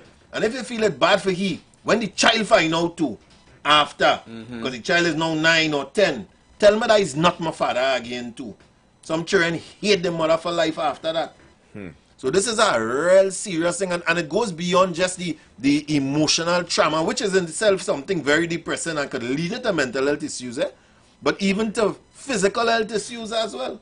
Sometimes people have all kind of disease and they check their father and their father never had that, and not to realize that father was never the father in the first place. So you suffering from some high blood pressure and that is not in your hereditary, so you don't know where it come from. My mother don't have it, my father don't have it. And not even counting the father who never knew he was a father. Correct. Only to now have to now look for who is a real father. It have children at this day and age still seeking out who is their father, and because they just want to know where they come from. Women, some of these women know this. The most of these women know this. Because I think it was last year there was a story where a police officer was being accused of not paying maintenance and whatever. 2019. And when he did the paternity, I mean, you're sounding a little humor, but trust me, I wouldn't want to be in his shoes. I would never because it's two kids. I'm glad you know it's two. I thought you thought it was one. It's two. The man, two daughters, you know. It's not one his own. after the next, you know. It's not his own. And that woman asking for paternity. Asking for maintenance. Maintenance, sorry. That is what brought him before the court, child maintenance. Same thing with Marlon Thompson. Same thing with Nicholas Julian. These fathers I represented in Marlon Thompson case. Well, the mother wanted to kill me in the court. She said, oh, they're doing the wrong test. They're supposed to do the test and take blood. All kind of excuse. Cussing me in the court in point 14. Because I come to highlight this and bring it forward. Marlon Thompson, she brought Marlon Thompson before the court. He was paying her money outside the court all the time, you know. And he decided to go and get married. And when he went to go and get married, and this is why I always tell all non-custodial parents, male or female who pay in maintenance, pay the money through the court if the court orders so. Don't make no arrangements with nobody else on the outside because they could go back on their word. She came back about 3 years after him giving her money outside opposed to through the court and say he ain't pay her maintenance yet. Maintenance rack up to nearly about $40,000-$50,000 for him to pay. And it was all about him going to jail because the 2 times that passed where he had asked for time to pay and he couldn't find the money. So it was a committal warrant for him to go to prison now. So at our last gasp, I said, but the only thing could save you is to do a paternity test. No way he say he really think he mother that say thing, but no way in his mind he thinking so that is a youth man. When the results come back, child about 13 years, boom, that was never his son in the first place. We had to take Marlon after getting that. We had to take Marlon to the High Court to get a stay of the warrant. So he had to go to the High Court, get an order to walk around with his paper until he get a hearing in the High Court to quash it. So for 2 years before he get a hearing, he had to walk with that paper because the police had the authority based on the warrant to pick him up anytime and carry him straight to Golden Grove. So he had a stay on the warrant we got from the High Court, and eventually the matter was good in the High Court and they quashed the order. And now is a precedent before the court now that if you have paternity testing, the order can be quashed because a magistrate cannot quash a warrant to commit you to prison for child maintenance. So wow, that boy, I tell you, it have. Look at the trauma someone has to go through for 2 years. You gotta walk around with this paper men too. don't have problems. But all you feel is just you have a roof over your head and you're alive. Be a man and do what you're supposed to do. Impossible. We have to, as I said, paternity is important because in days gone by, we can understand before there was the technology, you had to go based on presumption. Yeah. So the presumptions of paternity was, if you're married to a woman, the presumption is that she will never be unfaithful to you. And the child is born your child. So you get one or not, or she go on with somebody else, every child she make once only married is your child presumptuously. If you sign the birth paper, it's your child too. You understand where I'm coming from? Yep. So in a day and age now where we have the technology, I understand why it was this way before. But now as we have technology, there should be no maintenance order ever issued without a paternity test done first. So tell us a little bit more, Mr. Fields, about what the event you have going on for tomorrow. Right. Well, tomorrow, changing gears, we have an event called the Father and Family Hike and Plant. So now this is not the bacchanal part we were just talking about. This is about the empowerment part, the family building part, the co-parenting part, the valuing fathers part. And if you have heard me speak anywhere, you would always hear me talk about the value of fathers planting for future generations. Fathers being the seed of this world. Understand? It is because we have fathers, generations continue. You understand? And the Eco-Titan community had reached out to us. They normally do their annual hike and plant. They are into reforestation, environmental empowerment, and these things. And we just thought the two of them clashed so well. Me looking from the symbolic aspect of planting, seed, the man being the seed, and they doing this with reforestation and doing the physical planting of a tree. So we're going to be down from tomorrow morning. It's going to be a hike and plant. There's 3 different courses. It runs from 7 a.m. to 12 a.m. It's not that you come in to stay from 7 to 12. You could come anywhere in between that span of time, between 7 to 12. We are the Quinam Pinal Road, Mendez Village, Siparia. The Hike and Plant Committee has laid out 3 courses. They already dug the holes. They have trees, all different species of trees. I think they have Puvi, teak. They call it hard and soft trees. And I mean, there are also trees like Pomerac. And part of the reason, I learned so much from them being a part of this multi-sectoral program that we put on together, that part of the planting of the trees also is for wildlife preservation. So they will plant the balata too. They'll plant the Pomerac too, so that the animals could feed in the forest as well. They selected the Siparia area because the committee's leader, Mr. Darian Jones, said that was an area that has been prone to fires and destruction of the forest and these kind of things. So that was one of the areas ripe for reforestation, and we're going to be out there tomorrow, as I said, Quinam Pinal Road, Mendez Village, Siparia, in between the hours of 7 to 12, 3 different courses. One is very easy for children, elderly, and for those who are not regular hikers. There's a mid-range. I mean, you don't need to really be too much of a hiker, I believe or suspect, but you can still make it to there, plant the trees there, and then there's going to be one for more of the experienced hikers who want to go further out to the third part, going down there. And as I said, to me, this is a symbolic thing. To me, I go in there, I mean, with my family, we had to plant that tree. You understand? So I planted a tree with my family. I planted a tree with my boys. Let them know here what's going on. This is like a passage of rights for us. This tree signifies that, and that's why I told those guys too. I said, boy, we had to leave the legacy. So we had to come back when these trees reach our age that we can tag them and let the families tag the trees as well. So we're encouraging families to come out, plant a family tree. A tree that you'll be able to tag at a later time. Even encouraging persons who may have lost your father. You have passed away and you want to plant a tree in his memory. I mean, you could even imagine next 5 years, you plant a tree in memory of your dad, you tag it, and you see it bloom with all this beautiful pooey or whatever when you decided to plant and tag in their memory. Also, fathers who lost their children, Selvon Reyes, Shannon Lilith, these guys, I want to encourage them to come out, plant the tree in memory of your child. You understand? You have something to go back to and say, we did this for you. We planted this tree for you. Not even Selvon, and maybe his other sons and children could go back to that plant and say, this was for our brothers. This was for our sister. I mean, you may have lost your child, I mean, to you had a miscarriage, or you had a child that was born and still born, or you had a child that was born and died shortly after, and you just want to leave some symbolic sentiment. I encourage people to use this as a family bonding experience while we reforest in the same breath. You want to tell them again exactly where they could come tomorrow in Siparia? It's Quinam Pinal, it's Pinal Quinam Road, Mendez Village, Siparia. What I'm going to do, I'm going to give you the number that you can call to register. Registration is free. There's no cost. We have, at this point in time, a very large number of people that have already registered. And we still have space for more people. We have over 2,500 trees that they have already procured and dug the holes for already. So you cannot run out of trees. So rain or storm, everything is already prepared.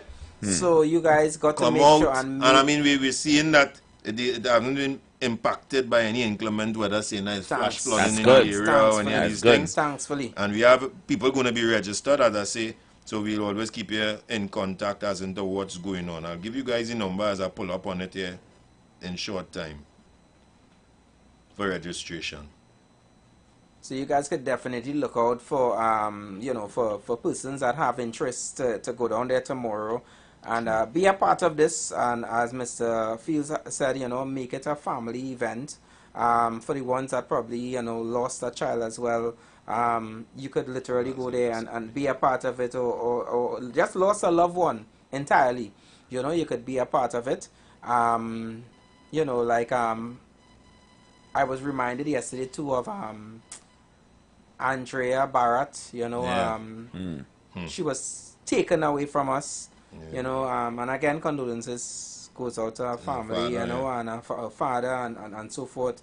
You know, and at times like these, when fathers they come, you know, you think about persons like them that, you know, they don't have that their loved one, you know, their child close to them. As recent to why his name is slipping my mind now, but James Anil.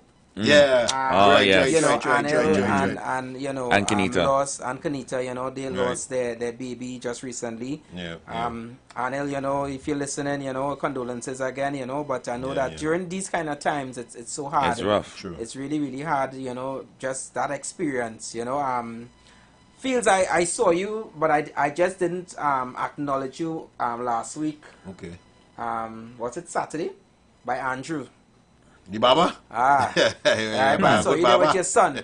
So, you know, the thing is that I say that because I just want people to understand that sometimes, you know, you hear about certain people and you say to yourself that, you know, probably that's a show that they just put on. Well, I could tell you that Mr. Fields is not a show. You know, what you see is definitely what you get. And he's true to his heart. He was there with his son. His son took a trim. He took a trim. And I'm not talking about no barber shop that you pay no $300-400 for no appointment. With no ring light and them kind of thing. No content creation. This is a normal barber shop. And I mean, I'm not just giving praise to him, but he's a man, he's a community man. He also has an event every year in the Savannah, right close to the barbershop there, where, you know, they give back to the kids and so forth.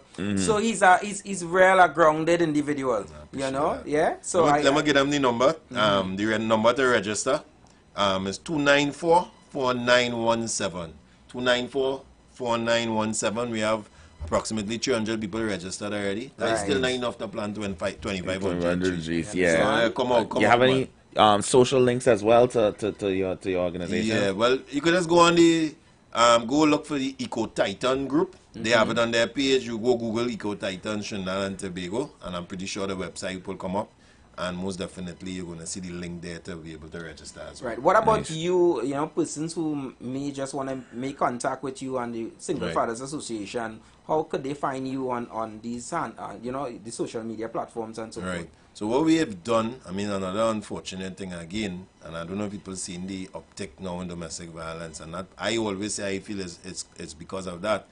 We had our page with thousands and thousands of followers that we utilize specifically for outreach. Right. Because it was over about 2 years now, we realized to do telephone outreach is impossible for 4 or 5 fellas to do. Right. So, yes, we will do it via WhatsApp, but we primarily did it through the Facebook page, where we were able to set up a Zoom meeting after and have a platform with them at least twice a month. And somebody decided to make a false report on that page in February, saying that we're promoting illicit drugs. And I mean, we know the army that is hinged against us, and cause that page to shut down. So we have now restarted another page, the Single Fathers Association page. I mean, when I talk about the pages, it hurt me because I know the amount of work and years. Like 15 years, Wow. They're still trying to appeal to Facebook to have it put back up, but they are hinged in some reason to believe what the person has said or reported, and has suspended the page indefinitely. But I mean, we're still through that vein, and also you could still WhatsApp our outreach officers as well, 354-6991, you understand, 352-6973. Even on my number, 4815762. As I said, it's WhatsApp, so we'll respond to you via WhatsApp. And some people possibly ask why. They say it's because if we respond via phone and we speak to you before we actually listen to what your issue is at that point in time, sometimes the time we take with you, we can help somebody else. So sometimes your issue is a lot lighter, even though it feels heavier for you. So your issue might just be, hey, boy, I'm not getting access to my children. To you, I know how detrimental, because I was there. You feel like it's the world going to end. But there are simple solutions that we might be able to just give you a voice note, give you a WhatsApp message, and then come out to deal with you if it's a situation that you need to, or connect it to the family court. We have that affiliation with the court, with the social welfare now, so it's a lot easier than before. So we make a connectivity, make a outreach, and bam, be able to assist you. Then there are those cases like the case you saw with Mr. Samaru, where we have to go. Because of the allegation, because of his current state and situation. So it's never that we feel the other, we like more. I hear some people say, boy, them like more people, they like people more than other people. But it's not that. It's based on the severity of the case. We already know how limited our resources are, our human resource. And that is the main thing. So, I mean, we are thinking, I think we've grown to a stage here now where we are thinking to set up a walk-in office.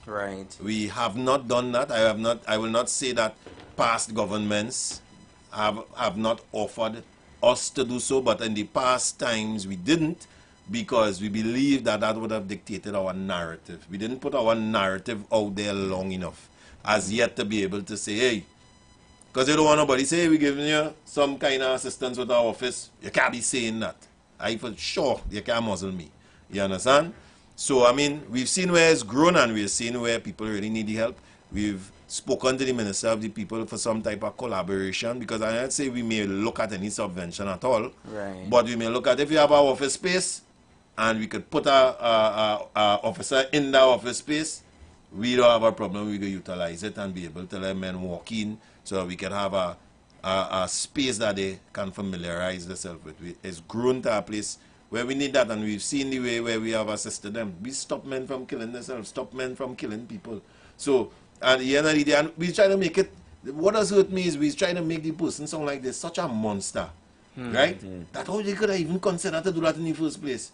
You living in that shoes to understand what they're going through. I always tell people that, you never know. You never know. The ones that are snap and kill is the ones who, as they rightfully say, had a good job, who normal, who was smiling all the time, who was taking a set of emotional abuse, getting horn all over the place, people calling them stupid, and they just sit down and take it, sit down and take it and smile, sit down and take it and smile. Until that day, boy, you know, I never know he could have done that. You know, he was never a man. So. And they say too, the quiet ones are the ones to look at. And you're lucky if he take him by himself. That is it. And don't take others with him. That is what I always say, from the time a man has, if a man can take his life, it has nothing or nobody he can take with him. You understand? That is the hardest thing to do, to say I go in and end my existence and do it. It's easier for you to say I could end somebody else soon. So that is why when you see a suicide rate that high in a member of your society, you must be concerned and ask yourself, what aren't we doing? Why are so many men, you know what is, they just equated to man weak. Man weak, man can't take pressure. Exactly. But in closing though, Mr. Fields, celebrating Father's Day on Sunday. Let me first take it and let you know that Happy Father's Day going out to you. Thank you. On behalf of the entire Street 919 family here. We hope that you enjoy your Father's Day. But any message you would like to give to fathers that are or first time fathers as well, that celebrating fathers Father's Day for the first time? Yeah, I enjoy it. Trust me. I mean, I remember my first time. Sometimes I might be a say that and I get jealous at it. Because it's a whole different experience, right? At that point in time, and father, and I know some of them might smile. You still, up to now, you ain't hear small man say daddy yet. And you're wondering how the pitch goes on when he say daddy, how the tone goes on.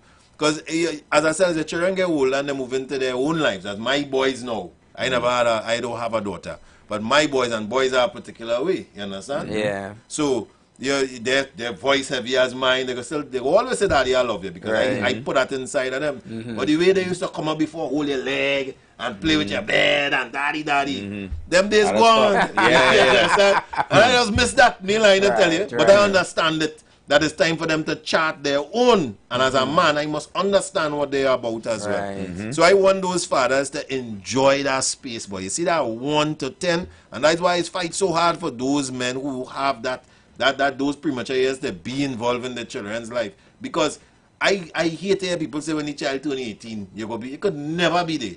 The most important part is the formative years in that child life. To get that experience, to hold him. Even better if you could get the experience from in mommy belly, and you get to feel a little kick, and you get to feel the emotion. People feel pregnancy don't impact men, you know. Everything does impact them. When she not feeling well, I'm not saying that we don't feel well, but your anxiety high. As a man, you're more your whole protective bulb buzzing more, because you know, boy, she carrying the child, but I carrying them together. I carrying both of them, and that is the weight and responsibility men put on their shoulder when it comes to their children. And I believe this generation of men were the men that didn't have fathers, and because of that they understand the significance of being good fathers, and there are way more men that want to be involved in this generation of fathers than the men on the generation before. Well, again, thank you so much, Mr. Fields, for coming and spending this entire hour with us. We're hoping for some more, but you know the thing that's go. You have to play the effect, bro. I have to play the effect. All right. So he not in front of the class. He took the chalk, he took the marker, right, and he's actually on the board. He dressed for it one time, you know. So Hey, I could quickly say, I must say big up to Ziggy Rankin for the song that he put out for single fathers.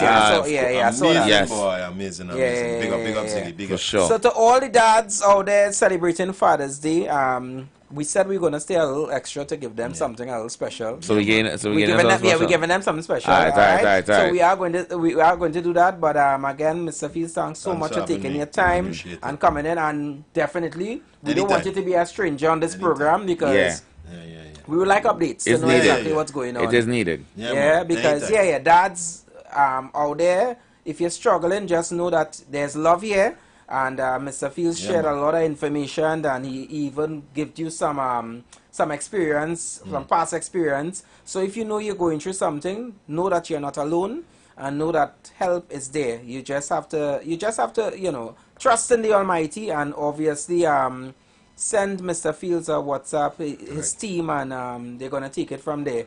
And me being a new father, you know, Mr. Fields saying something there, and you know, it's like, yeah, because sometimes I just even be asking myself, Anderson, he's a father, boy. Like, I'm still asking myself that. Like, he's a daddy, boy. You know, and I'm still waiting for my son to be able to say, daddy, you know, but I could see that it's there, and the excitement, he just pulled my beard, he does do the world. He does do the world of things right now. Well, let me go here, you making me feel that kind of... But again, thank you so much, and please do enjoy your weekend, and I wish the entire team that head into Saparia, you guys go safe, plan something, right? And you never know, you might just be able to reap the rewards of it. Amen. I don't know how long some of them trees take to bear. It's take a couple of years, but suppose one of them trees is a mango tree now. You get through in life. But they say that about men, we just plant the trees that we ain't going to get no shade from.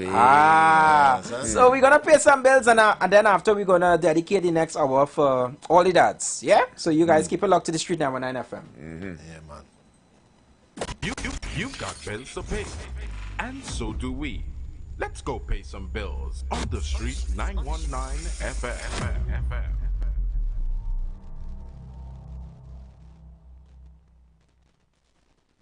You want to find something great to do with your Tuesday nights? You want to learn and understand the true reason for Jesus? Then join us every Tuesday night from 8 to 9 p.m. for the program, This Same Jesus, the program that puts Jesus in his rightful place in our hearts and in our homes. Let's bring church home to you. Join us every Tuesday nights from 8 to 9 p.m. with your hosts, Kempes and Kevin. Be inspired, be blessed right here on the Street 91.9 FM. Falling in love with Jesus.